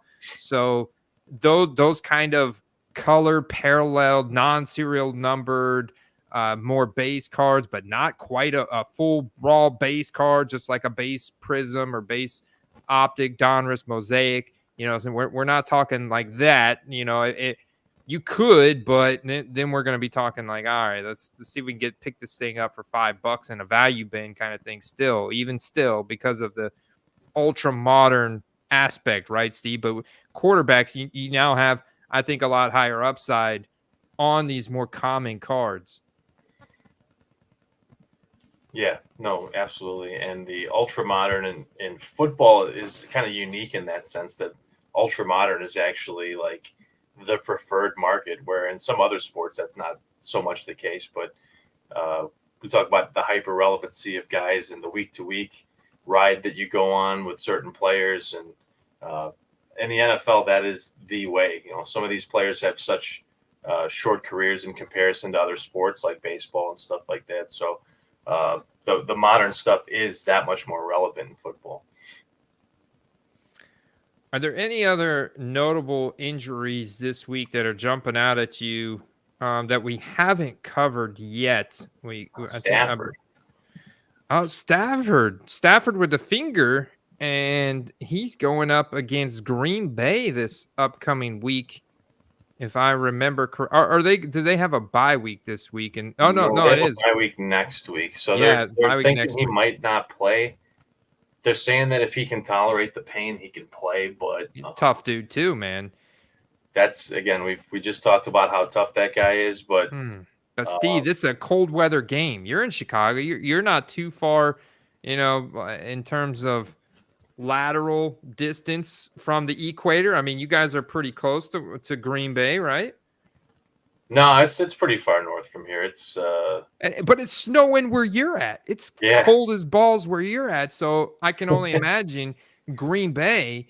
It's going to be really cold, and with a broken finger, that's going to suck. Yeah, it's usually at least 10 degrees colder there than here, at least.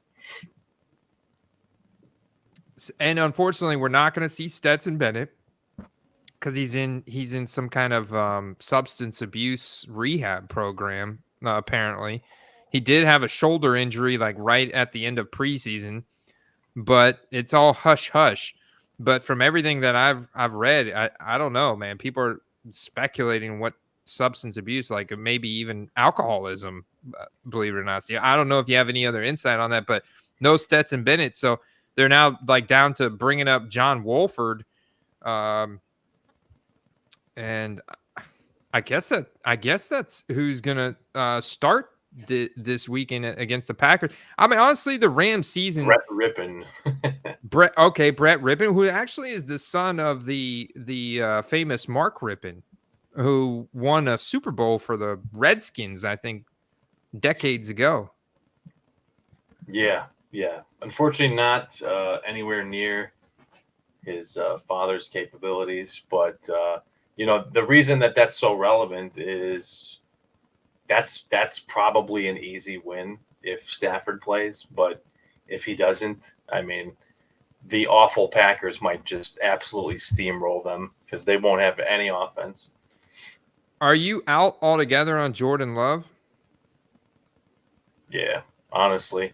I mean, there's always a price for any player, but it does seem ominous that the team is not interested in bringing him back as of right now. Yeah, this is a rookie contract year for Jordan Love. Being a 2020 rookie, this is a contract year. So we've got to ask ourselves, are the Green Bay Packers committed to Jordan Love? I think there's been a variety of issues there. Obviously, you've had injuries to Aaron Jones, Christian Watson. I have not seen them look the same since the beginning of the season. There was some good hype there, man. Week 1, Jordan Love was doing good. And now all of a sudden it's been a downward spiral, man. The completion percentage has been down to 57.7. It's not good. So only 6.4 yards per attempt. Overall, he's not playing terrible in terms of fantasy, but we know a lot of the quarterback success in the hobby is tied to win-losses, and the Packers are 2-5. Including 4 losses in a row now, Steve. 4 losses in a row.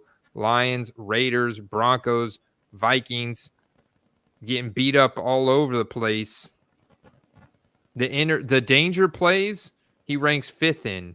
Interceptable passes, he ranks 3rd in. So not good to rank that high in those metrics. And I think, though, a good bit of it is coaching and then injuries. And I think some of it's been bad luck. I'm actually not out on Jordan Love. I actually think that he is still a starter. I don't know if it's the Packers. I hope it's the Packers, because if I was buying his rookie card now, ideally I'd like him to stay on the Packers and have some good hype coming into September. I think if you're buying Jordan Love now, it's kind of like you're optimistic that he's going to be hyped up again and have a good preseason, good training camp, and it'll be September. Like, remember last year, Steve, the guys that finished the season strong, like look at Jared Goff, for example. He finished the season strong, and he came into September with all this hype. The same thing with Justin Fields. Even though the team was terrible, they had the worst record, one of the worst records in the NFL, right? He still finished the season strong athletically and like his singular stats and stuff. So he came into the new season with a lot of hype and expectations. I think we could see that for Jordan Love next year if they don't move on from him. But that would be the play. And hey, maybe he actually, if he does go somewhere, hopefully then it's just a start. If you're buying now, because obviously the Cards are rock bottom after the 4 losses in a row. Yeah, and I think you brought up a key point with the Lions last year, and they started 1-6, and then they pretty much almost ran the table after that. So, he hasn't looked good. I mean, the numbers when we were talking about prop bets early in the season, if you looked at the raw numbers, they were just not good. His fantasy points were carried by touchdowns, whereas the other metrics were all bad. The completion rate, yardage was low. There wasn't a lot going on. I mean, the amount of touchdowns were probably helped by the run game, getting him to the red zone, and good defense, but the defense hasn't been playing good. The run game has been pretty much non-existent. Aaron Jones has been hurt most of the year with the hamstring.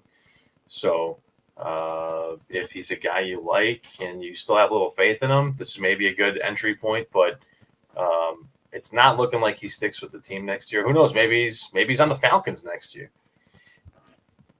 There's still people buying him, man. Green, yellow, hyper prism out of 175. Currently in $42, ending in auction 25 minutes. And a mosaic rookie auto, sticker rookie auto at $76, ending in 15 minutes. And both of those have 10 plus bids on them. Got some competition. You can't. I've seen some people say that that he doesn't have weapons. Maybe the run game's been lackluster, but you can't say he doesn't have weapons because maybe Watson's a little raw, but he's not bad. Dobbs has been solid in the red zone. You've got a rookie tight end that's pretty much refined as far as a receiver and blocker. Who else? I know they have another rookie receiver that's been pretty solid. He's been playing great the past few weeks. Jaden Reed. He's been stepping it up. So, again, they're not elite by any means, but, neither is the Panthers and neither is the Texans. But you've seen better QB play out of the two rookies than him. I love this, man. The chat is lit. I'm trying to catch up with the chat over here. We got to check in with our guys in the chat, Steve. And man, it's been lit. Like I looked over and there's 94 new comments. So shout out to you guys. We got 46 people out there on the quest. So shout out to all of you guys that are tuned in right now. Make sure you subscribe. We're on the Football Card Quest, part of the nooffseason.com sports card network. And SC Derek saying spending a second rounder on Jaden Reed was insane. James says Dylan is amazing at running directly into his teammate in front of him. That's true. There's been a lot of A.J. Dillon up the middle, and that has not been a recipe for success, man. His efficiency metrics have declined. I mean, his rookie cards are at career low values right now, if you believe he can ever bounce back. But the even more difficult thing for him is he's a running back. So his time, his shelf life in the NFL is very finite. And once you start to see those guys decline, they very rarely can turn it around and get back to some elite form. So, since we're talking QBs, Andy, I want to quickly run down the top 12. And we got Josh Allen 1, Hurts 2, Cousins, Rip 3, Tua 4, Mahomes 5. Surprisingly, Howell 6, Herbert 7, Lamar and Goff 1 point apart at 7 and 8, Wilson 9, Purdy 10, and then Trevor Lawrence quite a bit behind at 11, barely ahead of Joshua Dobbs. How do you feel about that? Wow. It's pretty wild, man, because that is, in fantasy points, that's derived from on-field performance, but it doesn't correlate very closely with the win-loss record. If you go back and look at the win-loss record of some of those guys, especially recently too, so it's pretty wild, man.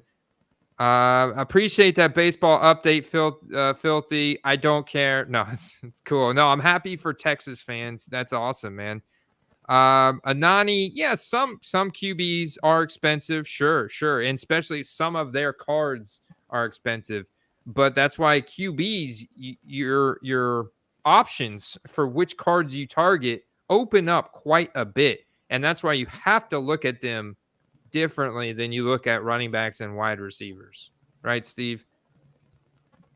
Yeah, and they are the face of the franchise. They have longer careers, yada, yada, yada. So those are obviously big factors in why those guys hold that kind of value. While we're on lists, Andy, want me to quickly go over the receivers here? Ooh, receivers. All right. Yeah. I'll do a few more just because you do start 3 receivers on your team. So I'll run a few extra down. But we got Tyreek far ahead of everyone at 1, A.J. Brown at 2, Diggs 3, Keenan Allen 4, DJ Moore 5, Puka Nacua 6, Jamar Chase 7, Jordan Addison 8, Thielen 9, Amon-Ra 10, and then only a point behind Amon-Ra. We were talking about this earlier, CeeDee Lamb 12 Evans, 13 Pittman, 14 Nico Collins, 16 Devontae Adams. Yeah, I wasn't happy that Nico slid down after this past week and Stroud got beat by the Panthers. I think a lot of that was situational dependent because I think the Panthers and Frank Reich wanted Stroud, but the front office of Carolina got Bryce Young. I think that's kind of the grumblings that I've read and I've heard about there. And so they were not going to let CJ Stroud dice them up like CJ Stroud has been doing this far. And so they did a lot of coverage heavy defensive schemes. And I just think they got kind of out coached there. I think the Texans didn't adjust quick enough to what the Panthers were throwing at them. And so it was a close loss, but yeah, a loss nonetheless. And so a little down week for CJ Stroud. I think they come back. I think Nico gets back into that top 10. You know what's shocking about that top 10, Steve? Adam Thielen, man, on the Panthers in the top 10. If you look at fantasy drafts, I mean, right now he's been a league winner because people are getting him in the double-digit rounds. And he's a top 10 wide receiver. Like nuts, dude. Yeah, heck yeah. I think, pretty sure he was going in like the 100 to 120 range, give or take. So that's value, man. You saw it in the intro. It's not the guys you think that are going to win you your league. It's those later guys that make the ultimate difference. The guys in the first few rounds typically shake out pretty similar, but it's those later guys that step up that really fill the gaps.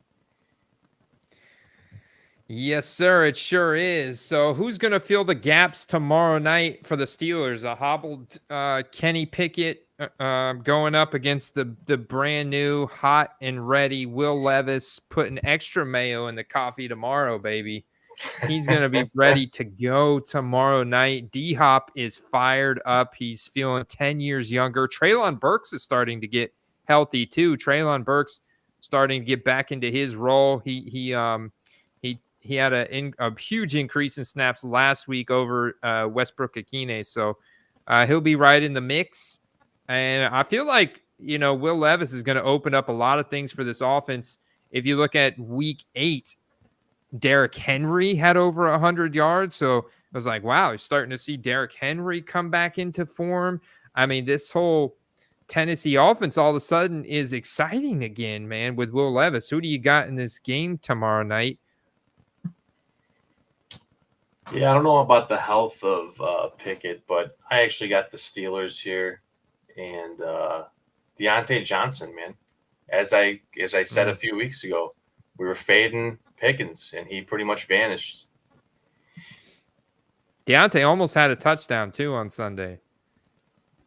I don't think he got one by the end of the game, but I saw one that was a poor throw because it was behind him and low.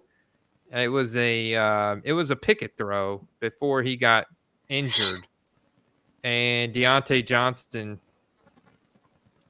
I was hoping he'd get it, because he wants a touchdown so bad. I don't think he's had a touchdown since overdue, his rookie man. year. Very overdue. So I mean, is this the night? Does Deontay Johnson get a touchdown over this pretty bad Tennessee defense? I'm feeling like this is a shootout. This over under of 37, it seems silly, especially when you look at Will Levis from last week. But obviously, I know it's one game. It's just one game here, guys.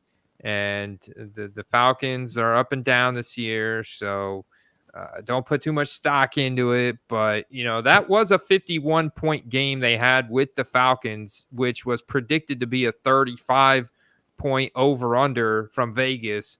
And so, once again, we're right back. We have the Steelers and the Titans on Thursday Night Football, and we've got another 35-point over-under. I feel like we're going over. I feel like we should be betting the overs on the props on Underdog Fantasy.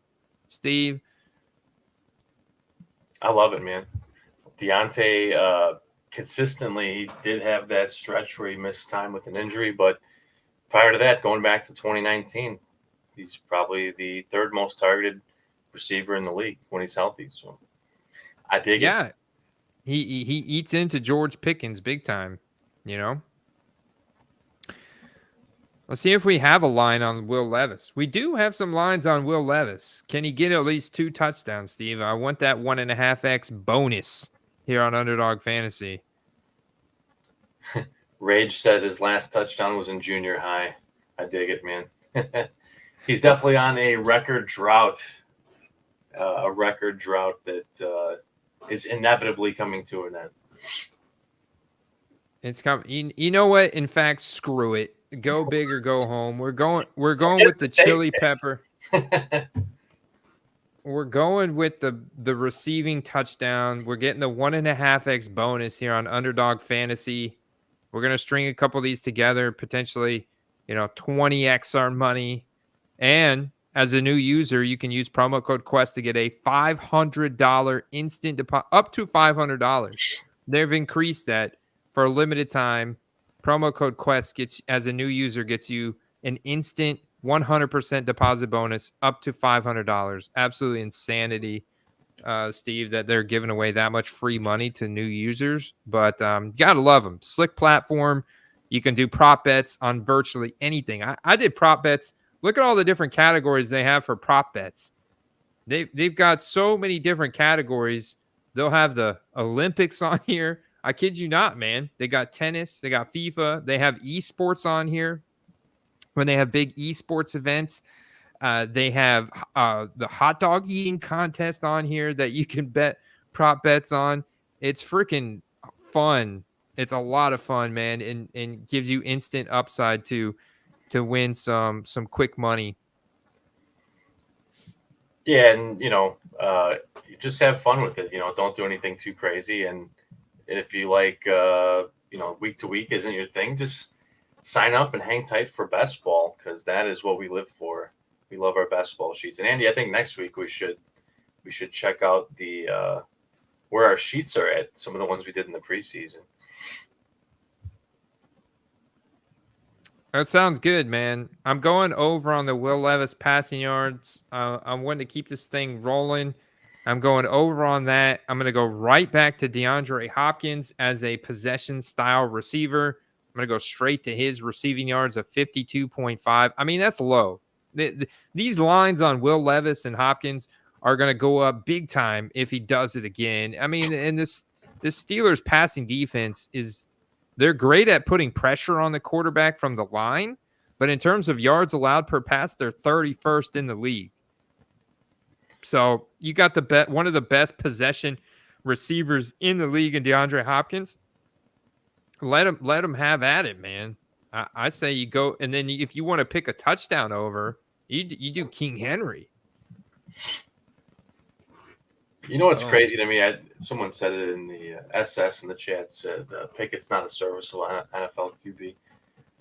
It's not. Yeah, he is. Andy, it's not just the Trubisky thing. He's not good. I've been saying it since day one, and the numbers do not lie. I don't like him. He's got 1,300 passing yards.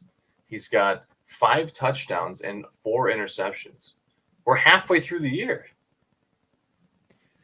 Well, a lot of that stuff is situational, though. And to what, though? Matt Canada's on the hot seat, and the percentage completion percentage is better than Jordan Love. All right, how many games has Justin Fields missed? I don't know the exact number. I don't know the exact number either, but because we're just doing quick numbers off the top of our head. So his completion rate, his QB rating is 80. Justin Fields is 91.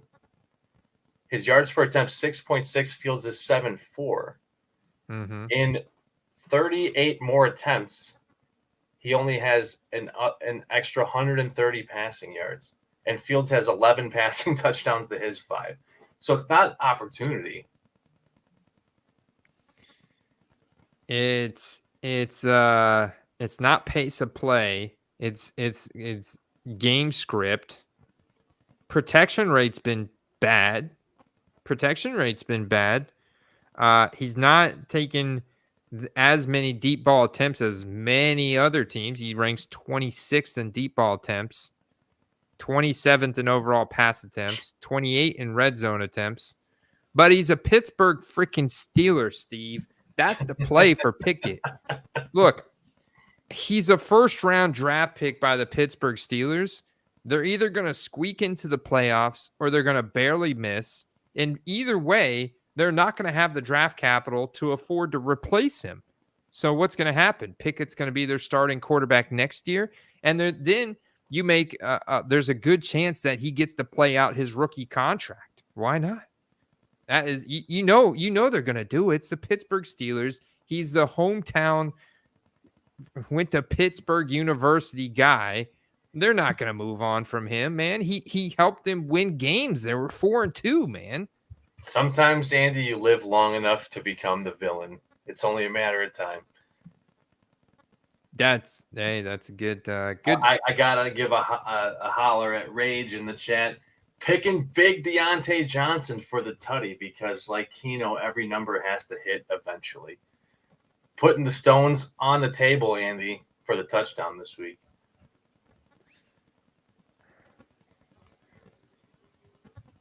I had to go find Rage's comment in the chat here. Good stuff, man. All right, well, fair enough.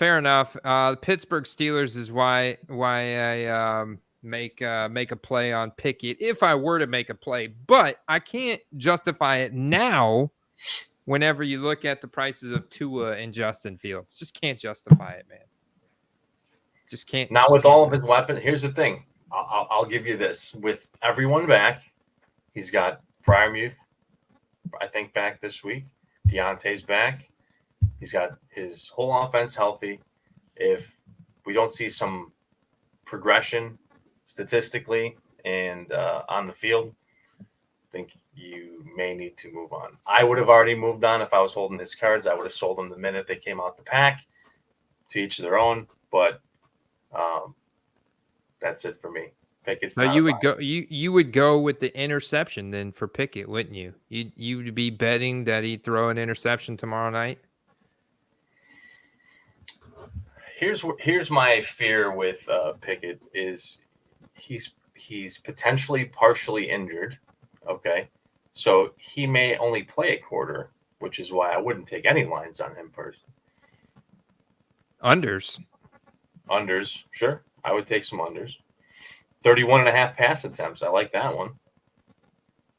There you go. I'm going with it, Steve. 31.5 pass attempts. If we get all 5 of these plays correct, we're going to 37.5x our money. That's like 2020 card market boom type of ROI if we hit. Now, the percentage of hitting is much lower than buying, a well-educated card. But, we got a super chat. Ding, ding, ding, ding, ding. Derek Richard, come on down, brother. Derek Richard, we appreciate you, sir. You are a good man. And your comment is received on soft ears, as he said, Brock Purdy is as soft as baby doo-doo. Now, I will say with having 2 young children, baby doo-doo can go either way, but most of the time it is, very, especially before they get into eating like a bunch of solid foods, it's very soft. In fact, so that very first tar poop they have in the hospital before you come home, like that black tar poop. Steve knows exactly what I'm talking about. And all you parents out there do as well. I don't know if you call that stuff soft. It's more like sticky and tarry, but yeah, okay. Brock Purdy is soft and sticky. No, I think we got an interesting sheet here, Andy. We got an interesting sheet. I'm going for it, baby. I'm putting in the $10 before. They got an update. What's the update? Okay. All right. Okay. Well, I don't know what exactly the update was, but we're going to put in a $10 slip on this right here. Spicy. Got 2 spicy peppers. Bingo. All right, moving through the rest of the slate. We talked about the Island game. You went with let me get back to the here go all these open windows. Well, while you're digging through there, we got the last set of rankings to go through. Tight ends. Tight ends. We love tight ends. 1 through 12. And I do. It is a underappreciated position. I think number 6 is one that I called that some of you guys, if you took them in best ball, you're loving every minute of this. So 1 through 12, Kelsey, Andrews, Laporta, Hawkinson, Kittle, and here we go, Andy, Taysom Hill, number 6. Taysom Hill was a guy we were taking very late in best ball, and he is paying off. He was, I think, ranked about the 150, 160 range in best ball. He's such a better in best ball too, guy. Because like I have him in a couple seasonal leagues. I'm like, when do I start this guy? Rookie cards, insanely expensive, and you're like, what the hell? But then you look up and he's only got 20 that have ever been made, and it's rookie ticket autos, and he's got that George Kittle market going on or Austin Eckler market, and you're just you're not getting into that market for cheaper than $100 or something. So it's pretty wild. But Taysom Hill, I'm starting him this week in one of my fantasy leagues. Steve, got to do it. That role has increased, and they're really trying to keep people on their toes. Defense is on their toes with Spring. He's going to get at least a few pass attempts. He's going to get a few runs. He's going to get a few receptions. And that's all you're looking for because, I mean, the guy's a bruiser. And they really like him in the red zone, and that is the most important part. All right, well, that was 6. So we got 7, Komet, Goddard 8, Ingram 9, Waller 10, Logan Thomas 11, then Pitts slowly climbing up at 12. And Waller's already hurt his hamstring this past week. So he's questionable with a hammy. Waller just, yeah. It says may sideline him for weeks, plural. Yep. See, Waller, that I'm telling you, the Giants are they're cooked, man. Their season's done. But Pitts, he's not done yet. I like Heineke better for Pitts. I like Heineke better, period, than Desmond Ridder. So we'll see how he can kind of transform this offense. Especially if Drake London were to miss any time, because Drake London pulled his groin this past week, Steve. So if Drake London misses any time, I definitely like Pitts to have an increased role in target rate from Taylor Heineke, who is better than Desmond Ridder. Yeah, I mean, in the limited amount of work we saw, he looked pretty good. Now, granted, the other team didn't have time to game plan against him, but we'll see. We've known him to go on like 4 or 5 game tears. All right, Steve, it's lightning round time, brother. Let's hone in on a couple of these matchups. We hit Dolphins, Chiefs. You're going Dolphins. I'm going Dolphins. Come on, Dolphins. Let's go, baby. Let's bring the heat to Battle Germany. of the Titans, man. That is a powerhouse matchup. If a Patrick Mahomes rated rookie dips under $100, I've always said this, Steve. If Patrick Mahomes loses again to the Dolphins here, there's a chance that his rated rookies, first of all, A, will you buy a raw one? And B, if they went for under 100, would you buy one? We're talking Donruss or Optic? We're just talking plain old Donruss Patrick Mahomes from 2017. I don't think you can get an Optic, but maybe you could. Would you? Because Optics are a little bit easier to verify online. But golly, Steve, I mean, here's an auction ending tomorrow afternoon. It's already 152. I mean, I remember there was a point, Pat Mahomes, when he was hobbled during this time of the season 2 years ago. $99. There we go. There's a $99 one that ended today. Look at that variance right there. What? $100 variance. What? How does Crazy. You know what's wild, Andy? Look at the one that went for more, and look at the centering, and then look at the one in the one touch.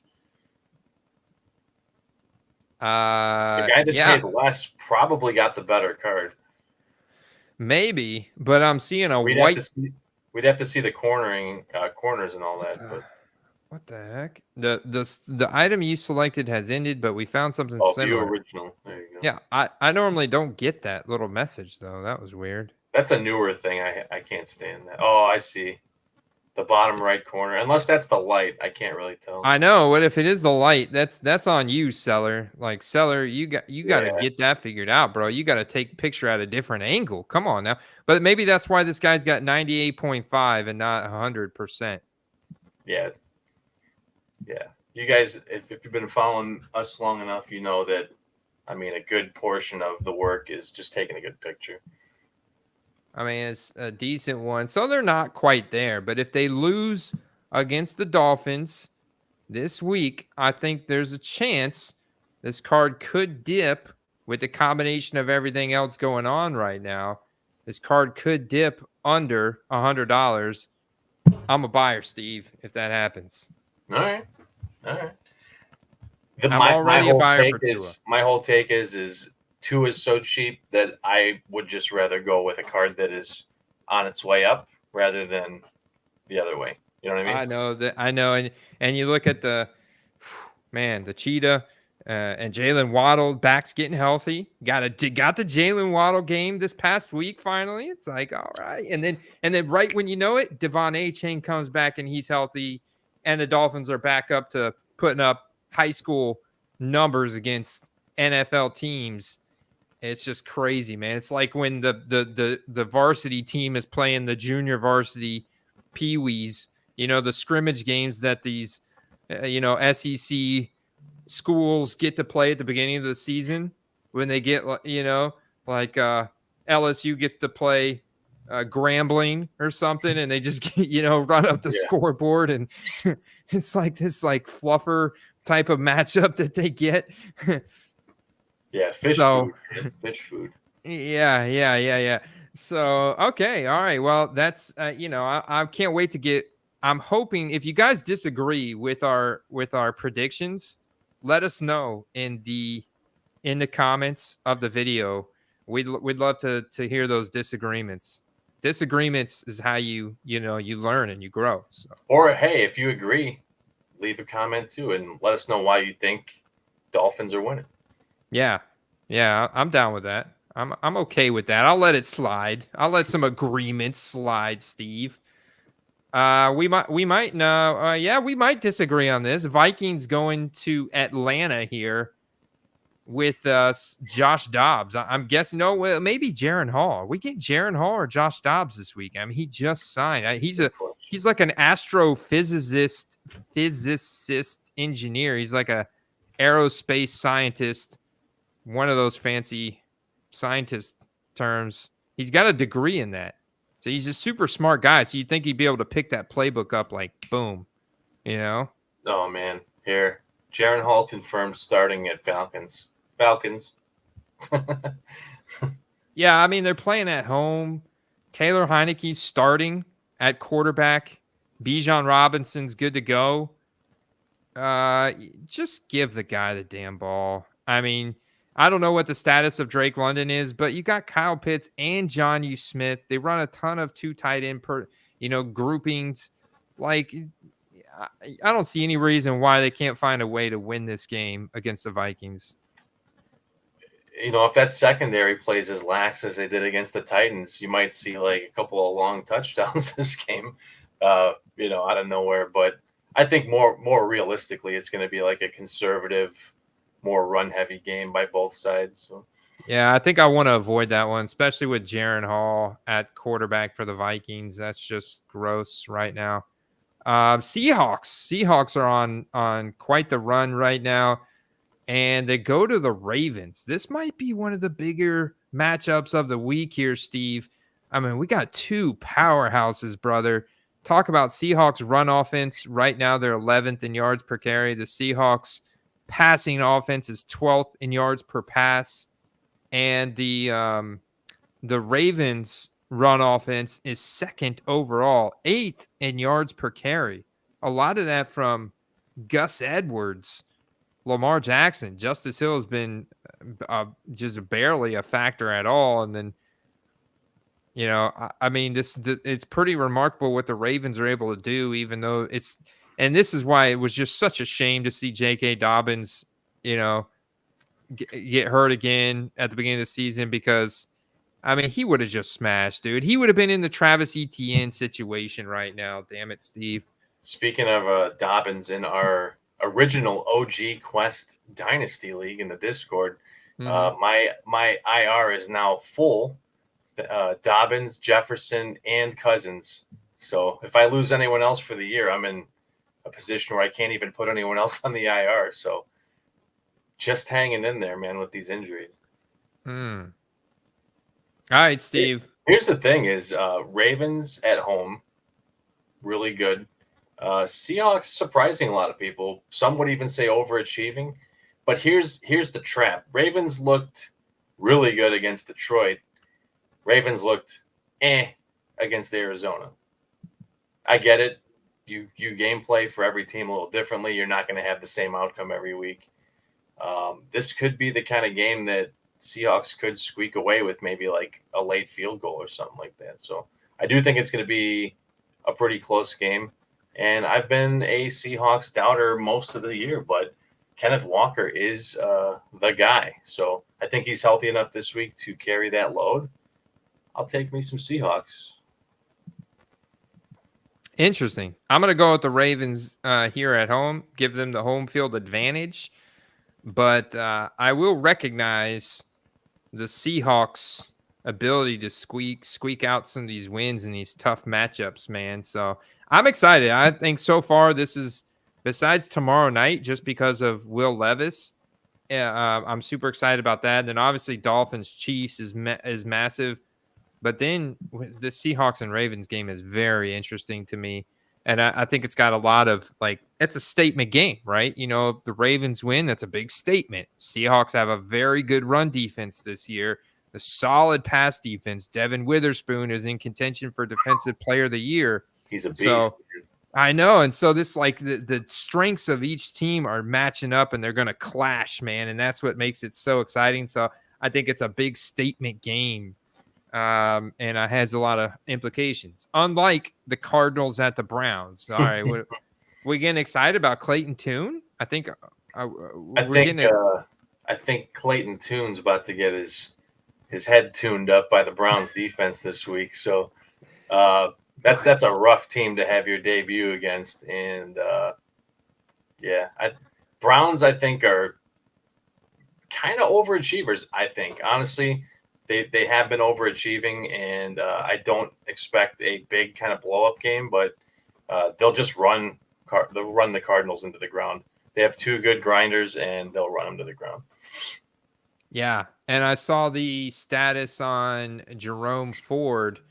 His ankle limited at Wednesday's practice, so it looks like he's making progress. Reported to be a low-grade high ankle sprain. It was somewhat shocking to see Ford take the field at all on Sunday. So the fact that he did run 9 times for 37 yards, his role should grow.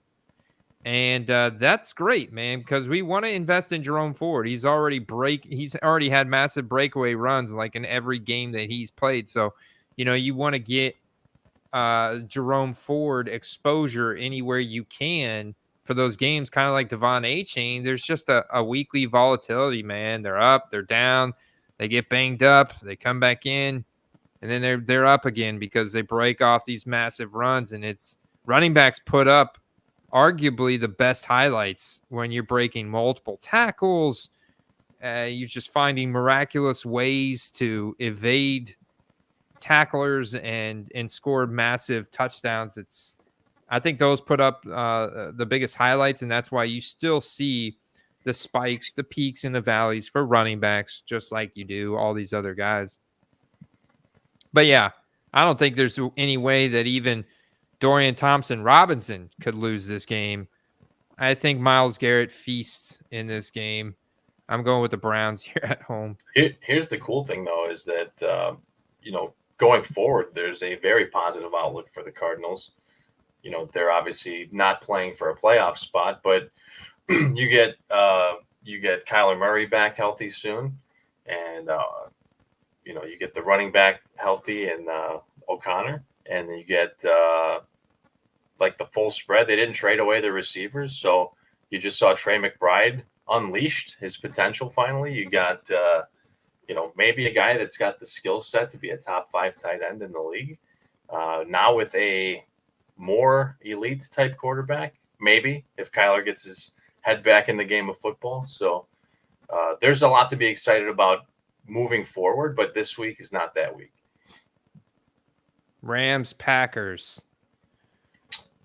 Man, talk about we talked if about Stafford doesn't play, this could be the lamest game of the week, Andy. This could be the absolute lamest. You take the under on this game if Stafford's not playing, man. Yeah, more Darrell Henderson, more overweight Darrell Henderson, and more not overweight per se, but just inefficient A.J. Dillon. I hate to say it, man, because I want to get A.J. Dillon on the channel, so I don't want him to pull up too many.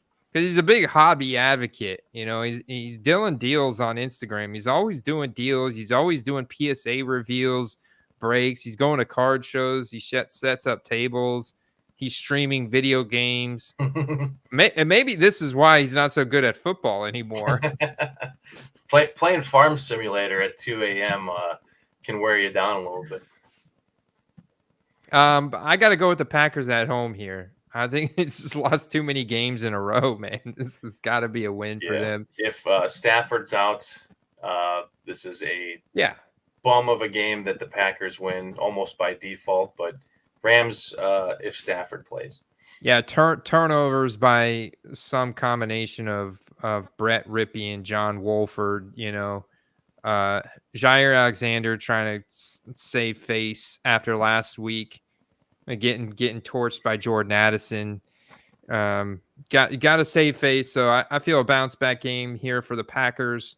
The Bucs we talked about came back down to earth. So did the Texans this past week, both coming off. The Bucs are now coming off of multiple losses in a row. Unfortunately, three in effect in a row, and the Bucs now get at the Texans here at Houston against a pretty aggressive offense. I'm feeling like we could definitely win this one, but it is I think going to be a close matchup. Maybe this is a shootout game. I kind of like this one to go over. This might be a shootout game here. Am I being biased in thinking that? I just feel like you got Todd Bowles on the hot seat, and Baker's not going anywhere because he knows Baker gives him the best chance to win. And there's been so many close calls of, would-be touchdowns from Baker to Trey Palmer to Chris Godwin to Mike Evans. And so we came very close to winning the past 2 out of the last 3. The only game that we really got blown out was the Lions game. So, Steve, I got to think, this game could get interesting here. I think it's got a little bit of that underwhelming feel to it. Not as bad as the Green Bay game, but both of these teams are a bit cold right now. And, outside of the first couple weeks, Stroud hasn't looked quite like the same quarterback. He hasn't been bad, but he hasn't been really good either. And, I think the Tank Dell Mirage is starting to show its face a bit. And the run game for Houston is pretty much evaporated. I'm not entirely sure if it's an offensive line issue or what, but it just kind of looks like one of those games that could go under, I think. Could go under. Okay. I'm gonna put in a couple lines here. I'm gonna go with Chris Godwin over. I'm playing the over on this one. I might have to do 2 slips now that you that you gave us your perspective on it, because 50% of the time it does go under, right? So, ooh, look at this 0.5. I'm going with a couple chili pepper picks. I mean, I wasn't going to go with the interception from Stroud, but now that we've got a chili pepper on it for a multiplier, I'm gonna go with it. Juicy. Yeah. Now all I need is a Baker prop here, and he's got a fumble prop. Oh, buddy. And a pick prop. And a pick prop. Let me see what he's got for picks on the year. He's got 4, so not a lot. I gotta go with dude. If I win this slip, this will pay out almost $1,000. That is a volatile, Andy. That is a Very volatile. fragile lines, but look, is it that crazy? Chris Godwin's pretty good, 58.5. That's low. That's a lock for the week, I think.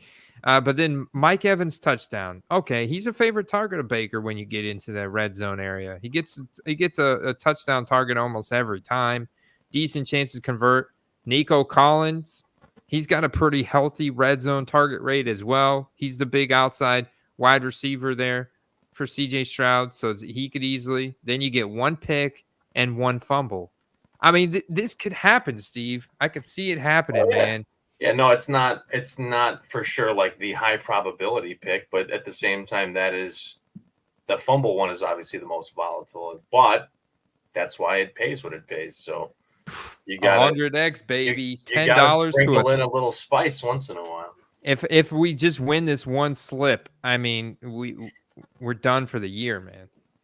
I'll tell you what, I definitely, we do some safe slips, we do some crazy ones, and we hit both sometimes. And I got a guy at work that shows me these 10-teamers. I got a good story about. He did a 10-teamer last week and missed the 10th line by 1 receiving yard. That hurts. That hurts. Baker, don't fumble, bro. I wouldn't say that. There's been some very close fumbles from Baker the past couple weeks where he's got lucky that he's fallen on it. Baker has taken pretty good care of the ball, but hey, this is exactly what I need right here. Please, I want more Baker doesn't fumble in the chat because that just increases the likelihood that he will fumble. So what if let's say you hit the first 3 and if he fumbles, they lose the game. Are you cheering or crying? It's gonna be tears of happiness because I just won $1,000. I mean, I'm not expecting us to win the division, go to the playoffs. Plus, I've got 2 rings. I got a ring in 2020. I got a ring in 2002. I was a super fan each time, able to be, watch every step of the way. So I feel very fortunate. I've got 2. That's more than a lot of guys can say. To be a super fan of a team, you're born and raised in the city your entire life and be diehard about the sport and to have 2 rings. I mean, that's pretty good, man. So yeah, definitely you've had some great guys come through there. And I'll trade the win for $1,000 all day is what I'm trying to say. Yeah, for sure. For sure. If they're not winning it this year, you take the 1,000. Yeah. All right. Commanders at the Patriots. This is the game for Mac Jones to finally get going. Although they have no wide receivers. Freaking Kendrick Bourne, their best wide receiver, man. Their best wide receiver tore his ACL this week. That was the second biggest injury besides Kirk Cousins. I guess we haven't mentioned yet, but it was because it's the Patriots and they've been so bad. But, Kendrick Bourne tears his ACL, done for the season. And so now you're down to, I think Devontae Parker is in concussion protocol too. So I think you're down to like Demario Douglas and Juju Smith-Schuster, who's just looked terrible. And I guess Mike Gesicki. But otherwise, this game would be a shootout. There's got to be someone on the Patriots to catch the ball because this game is going to be a shootout. It's the Commanders. They're going to push it on offense. Ron Rivera's on the hot seat big time, man. He probably any game now he's getting canned, and so he's going to be pushing it like crazy to try and win the game. Sam Howell's not bad. I mean, he's playing pretty good, all things considered. I like this game to go over too, Steve. Bad secondaries here. Yeah, Derek said Kayshon Boutte sighting. True, he's been getting more reps this week. But the guy that's been getting more reps is Tyquan Thornton, a guy that had a really good preseason. And also the Demario Douglas who also had a really good preseason. So I used to be in on Taekwon, but then he was a healthy inactive for like 3 games in a row. Like they straight up had him benched. So yeah, I mean, he's obviously playing behind some guys for whatever reason that is, but hey, this is his opportunity. Now you got to wonder, we've seen Sam Howell do some crazy things, but can they possibly stop anyone on defense now in Washington? I mean, they stopped the Giants, or they held the Giants to 14 points, but they still managed to lose that game. But look at this. They held the Falcons to 16. They won that game, but they let the Bears put up 40 on them. That was that big coming out party for Fields. They let the Eagles obviously put up 34. The Bills put up 37. The Broncos put up 35 or 33 on them. So, they're getting into a lot of these shootouts. I think this is another shootout when you look at how weak their secondary is. I mean, they haven't been able to stop anybody through the air, Steve, to your point.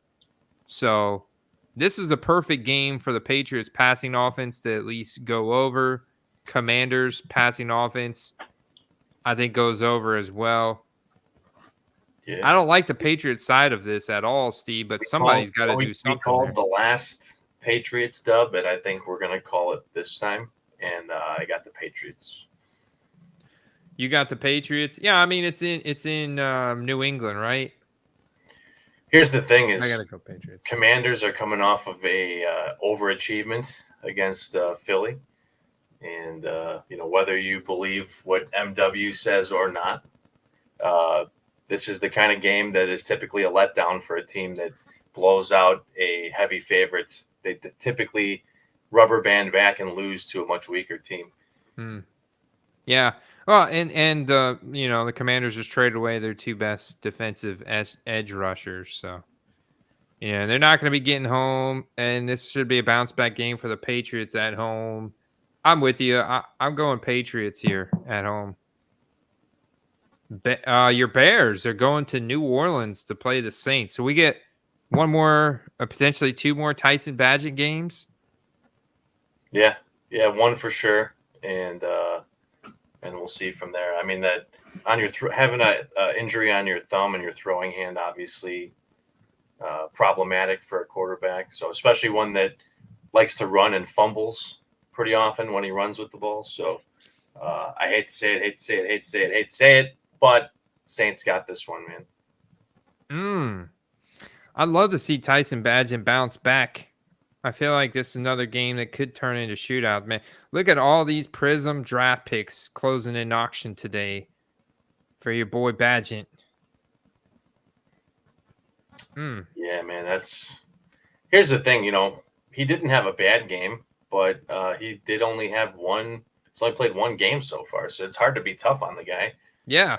But let's be real. They're not playing a bum defense. Saints at home, just a really, really, really hard team to play against.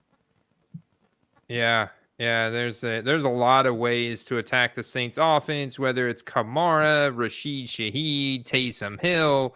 I think I'll be experimenting with a couple slips for the Saints here over the next few days as well. What about the Colts of the Panthers? The Colts keep finding themselves in shootout scenarios because of their passing defense has been so bad. They're just getting torched on the perimeter by perimeter wide receivers. I mean, look at the points that these teams are putting up and the shootouts. And the offense for the Colts is playing so fast that there's just way more series and downs than most of their other matchups. So, Minshew, we know he's not a bad passer, man. This guy he's slinging it, dude. He's slinging it. And look at the pace of play. Couple rushing touchdowns he had. I mean, the guy is just playing out of his mind right now. Fastest team in the NFL. Wow, it's also opportunity. They're just playing more. They're playing more snaps and more series than other teams in the NFL. The Colts are the fastest team in the NFL.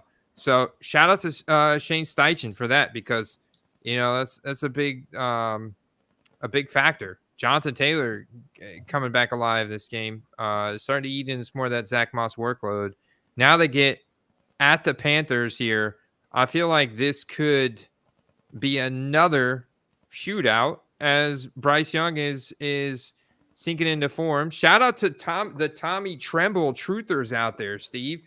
Tommy Tremble, I wrote it down, man, because I was impressed. He's up to a 54% snap share compared to Hayden Hurst, who's down to a 33% snap share this past week.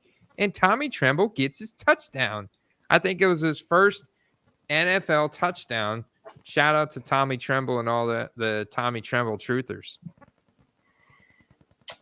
Hey, man, if you're in on that guy, props to you on that. If he continues to ascend, all the much more power to you, man. We got, a Panthers team that's got a lot to get going to become relevant here. But, the coach even said he's happy with where they're at, because basically they are a rebuilding team. They're not out there trying to win a playoff, make it to the playoffs or win the Super Bowl this year. So they're just trying to develop an identity and develop their young quarterback, and having a veteran guy like Thielen out there to be a leader on the field and in the locker room is just it's a blessing for that team. So, and a blessing for everyone who drafted him in round 10 or beyond in the offseason. Hey, I just want Steve, I want you to admit that I was right about Miles Sanders being a good running back because of the Philadelphia Eagles offensive line. Miles Sanders the past 2 weeks has been benched, I think, virtually. He's been virtually benched. Look, it was announced that he lost his starting job to Chuba Hubbard.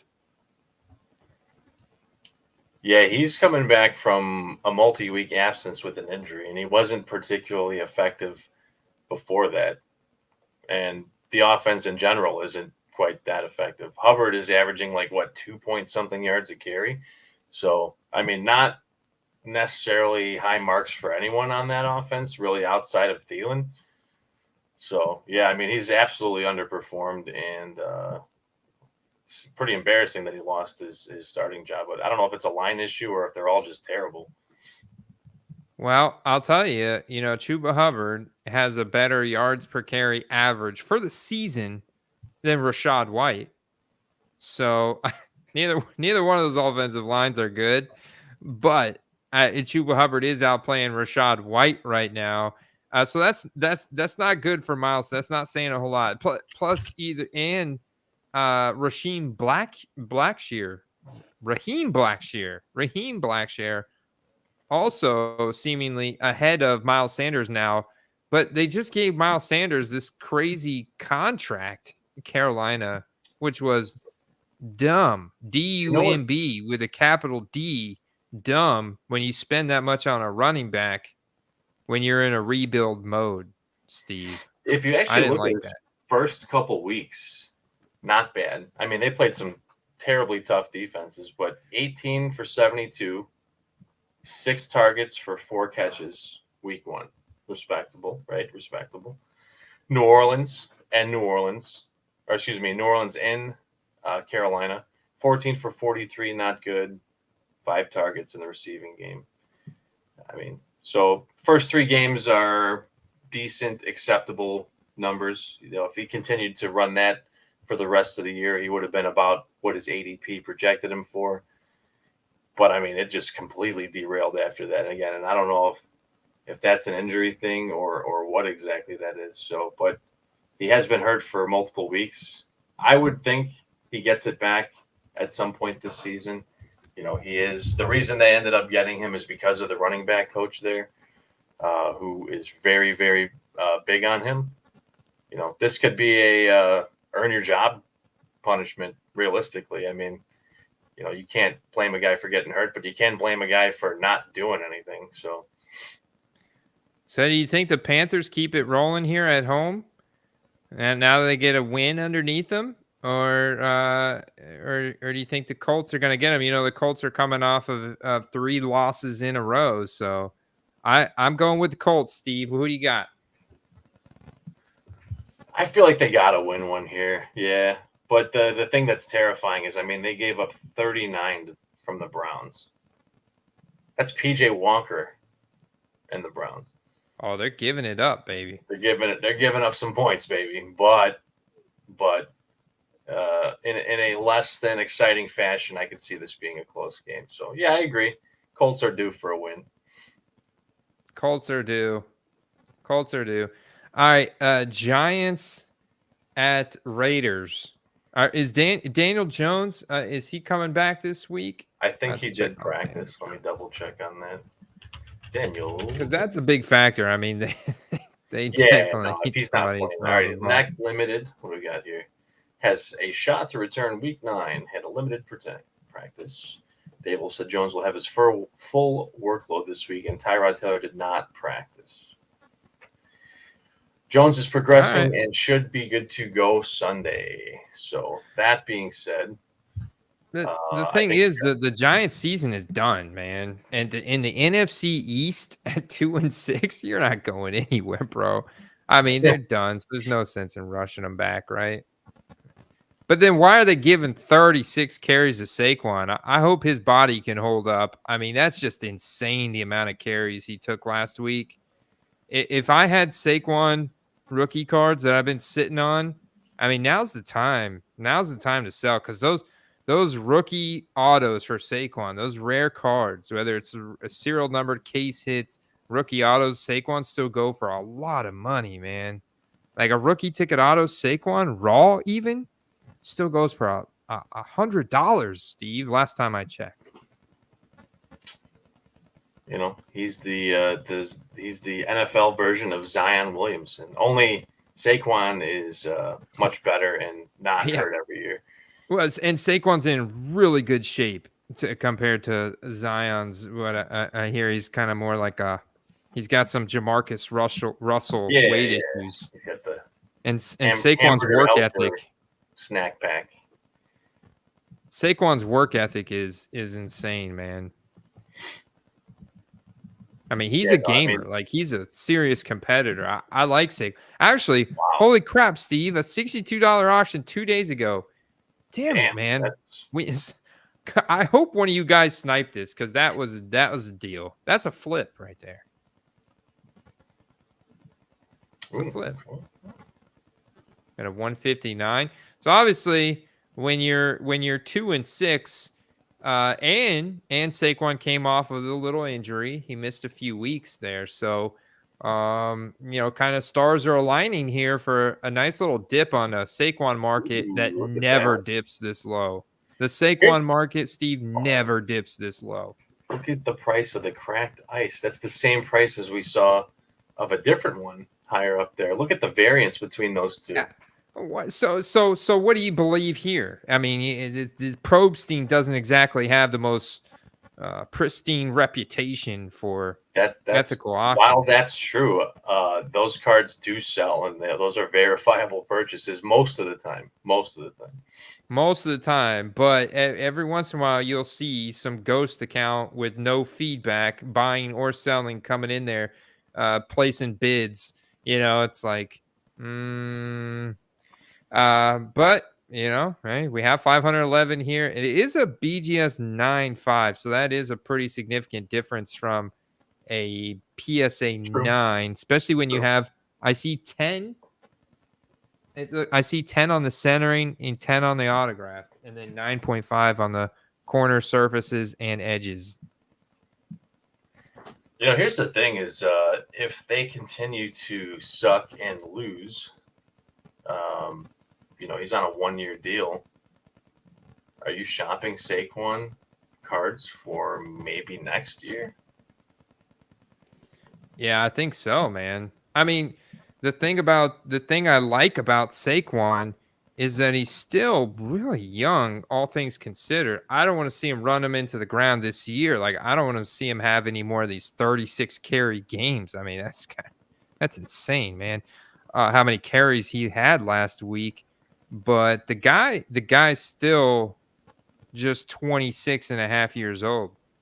Not quite 27 yet, what I'm looking at. So, Yeah, he's got another good year in him. Good year, maybe 2 with the work ethic. So, yeah, it's unfortunate. He's kind of stuck on the Giants. Kind of good for his rookie card market because he's the best player on that team, and he's got rookie cards in Giants uniforms. And 2018 has some nice scarcity around it, even for a number 2 overall pick. So, yeah, I think you kind of have. I think you're kind of holding at this point. You're definitely not sending them to auction because this is what's going to happen if you do, and you're going to be not so happy unless you just want to take what you can get and get out. I mean, I'll buy it from you for 55. You want to save you on the eBay taxes? I'll give you 55 for your Saquon Barkley rookie ticket auto right now. If anybody's got one out there, I dig it. Yeah, I dig it, and I think it's a good play for next year, him maybe going to a contender. So do we think that they can, or no? I mean, Aiden O'Connell's on the thumbnail. Hector, we don't want Hector to troll us in the chat right now. If we pick the Giants over the Raiders here, we don't want his blood pressure to spike. So we're going with the Raiders. I'm going with the Raiders. Hector, I got you back, man. We're going with the Raiders. I'm gonna go the other way, unfortunately. Oh, Steve's going with the Giants. Well, hey, they're due, right? I mean, they get a grinder of a win 2 weeks ago against the Commanders and just a very narrow loss against the Jets. But the defense has been playing a lot better the last few games.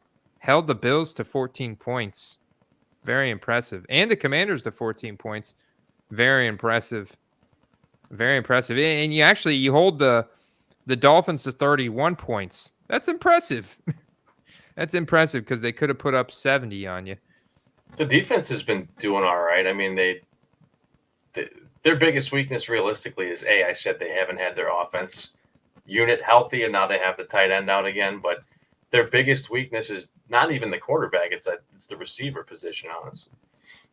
So what's our line on Saquon this week? Let's see what our lines are, because if they have some kind of like carry line, we just get rushing yards and a touchdown. I'll go with the 71.5. Yeah, I mean, look, he's hit that over all of each of the past 3 weeks. So I go over there. I'll combine that with the Adam Thielen over from the Indianapolis game. That's perfect right there. And you got that because the Raiders, I mean, let's be real.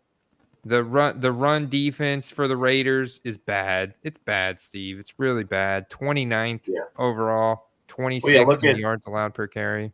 I mean, the Lions walked out there and basically lined up and said, hey, we're running the ball. And then just ran it up the middle, like almost uncontested the entire game. So you got to feel pretty good about the Saquon line. Yeah, feeling real good about that. Right. I'll answer Ryan's question real quick. Ryan, if you're going to 130 point, see if you maybe clicked the all search or if you're searching just eBay. That would probably be why you're seeing different cards come up.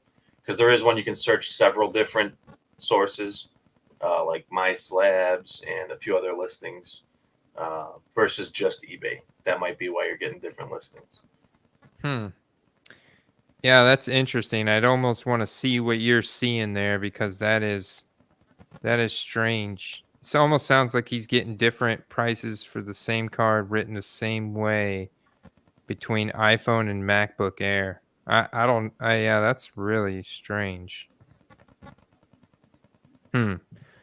Well, we have one of our marquee matchups of the week here.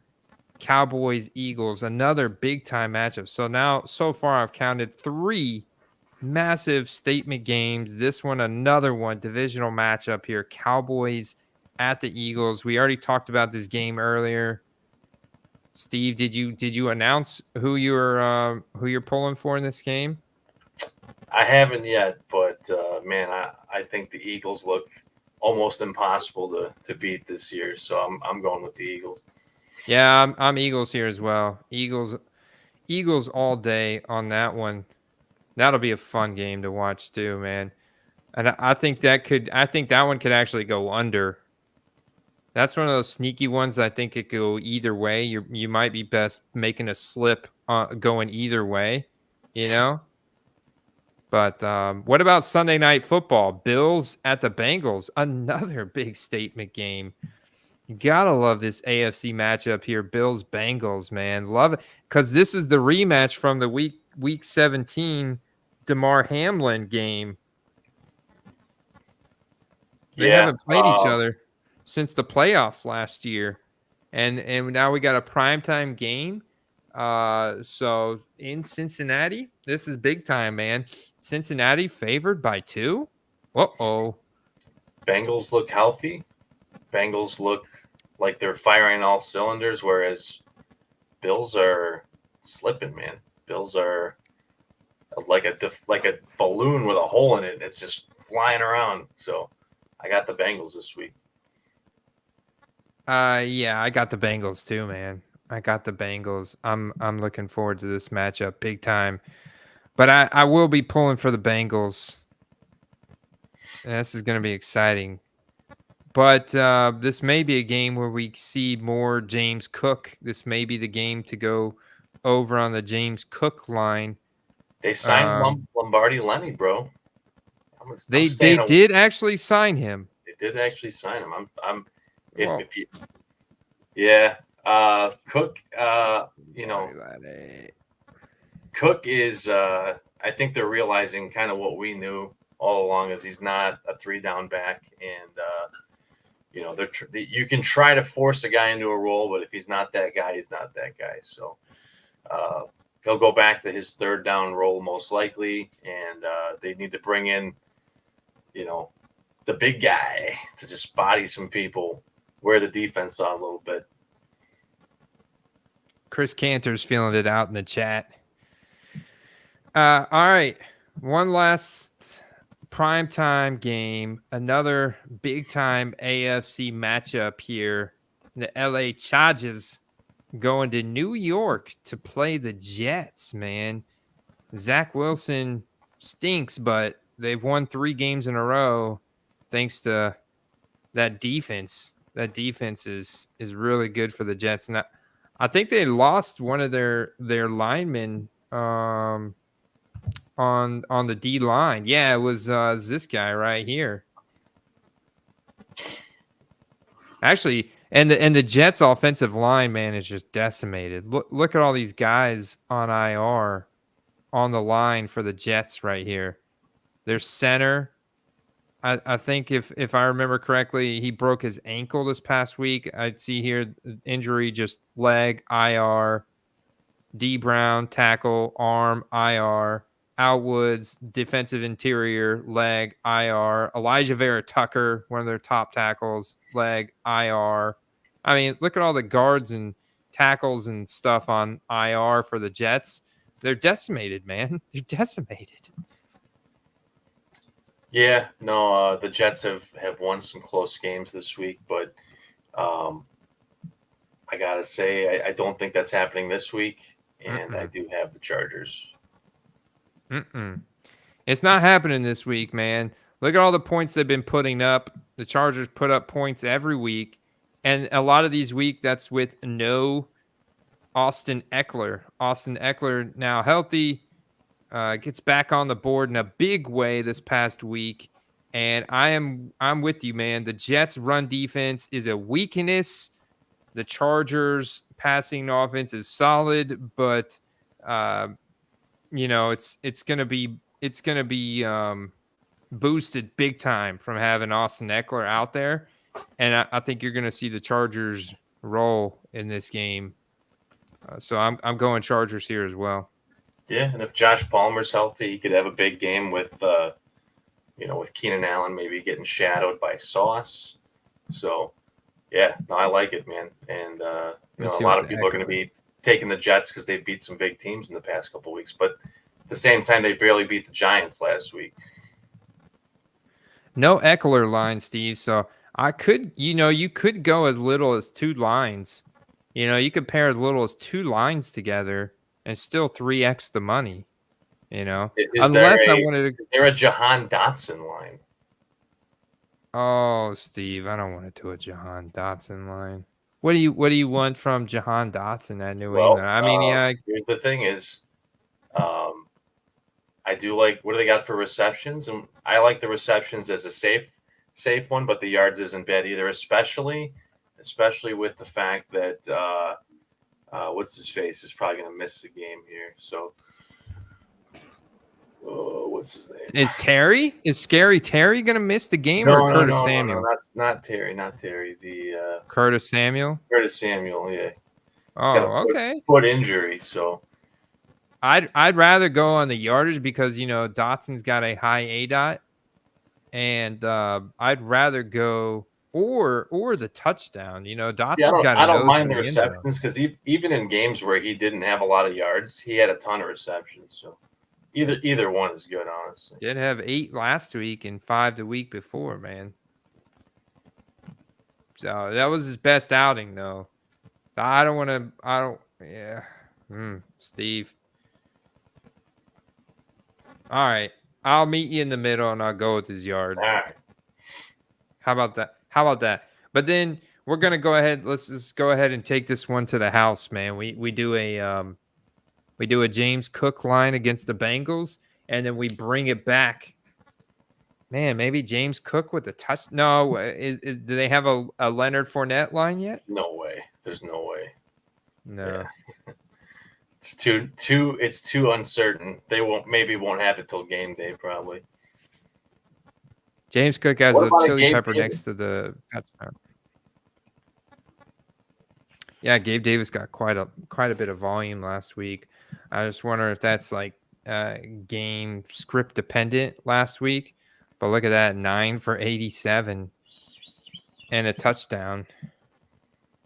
Season high reception total. I don't know if that's going to be consistent here at Cincinnati, but it could be, as Cincinnati is going to work to take Stephon Diggs out of the equation. Do you want to maybe do something a little bit on the saner side and take maybe like a Bengals play, like a Burrow or a T. Higgins? Yeah, I definitely want to take a Burrow line, whatever, before his yardage gets too crazy. I'm not even opposed to 14.5 rushing yards, but actually, I kind of like the 14.5. It's pretty consistent, it looks like. Yep. Oh, this is right in line, man. This whole total here, this 264. Let's go with that. Brad Nolan in the chat.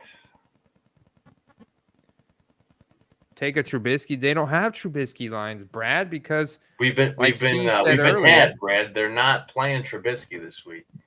Pickett refuses to sit. He said, "I will not let that Trubisky guy play at all." It's like he would. It's like he won't even let, like, the Steelers are Kenny Pickett's girlfriend, and he's not even letting Trubisky even meet her.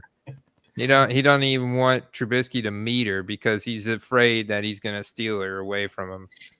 That's what he's afraid, that Trubisky's gonna steal the the job away from. So yeah, he didn't get more Pickett, tomorrow night. What's that? So we get more Pickett tomorrow night. He might take a shot to the ribs. Honestly, you never know. Are you going to follow up the Burrow pick with a receiver, or just stick with what we got? I want to stack him, man. I want to stack him with T. Higgins or Jamar Chase.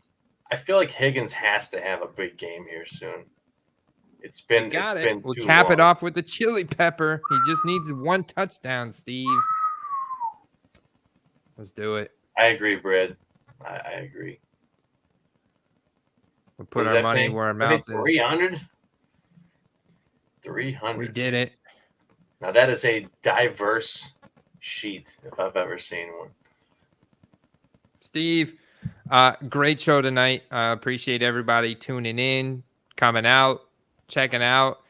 If you want to take your support to the next level, We do not have a producer. This is all a self-produced show right here. Self-produced show. So just subscribing to the channel is great. We really appreciate that. But it's the Patreons are really what fund everything behind the scenes, the self-production, the time we spend on the channel. So if you do want to check that out, just go to footballcardquest.com and hit that Go Premium button. That'll also get you into our web app and our Discord server and all the Auction Sniper article that I drop on Friday mornings and the other backstage content and everything that we do there. So check it out. And if you want to check out any other sports card strategy type stuff, check out nooffseason.com and sports card strategy YouTube channel. Appreciate you, Steve, everybody out there. Come hang out in the Discord with us, man. We're always talking football, sharing sniper links. I'm always sharing some eBay links in there.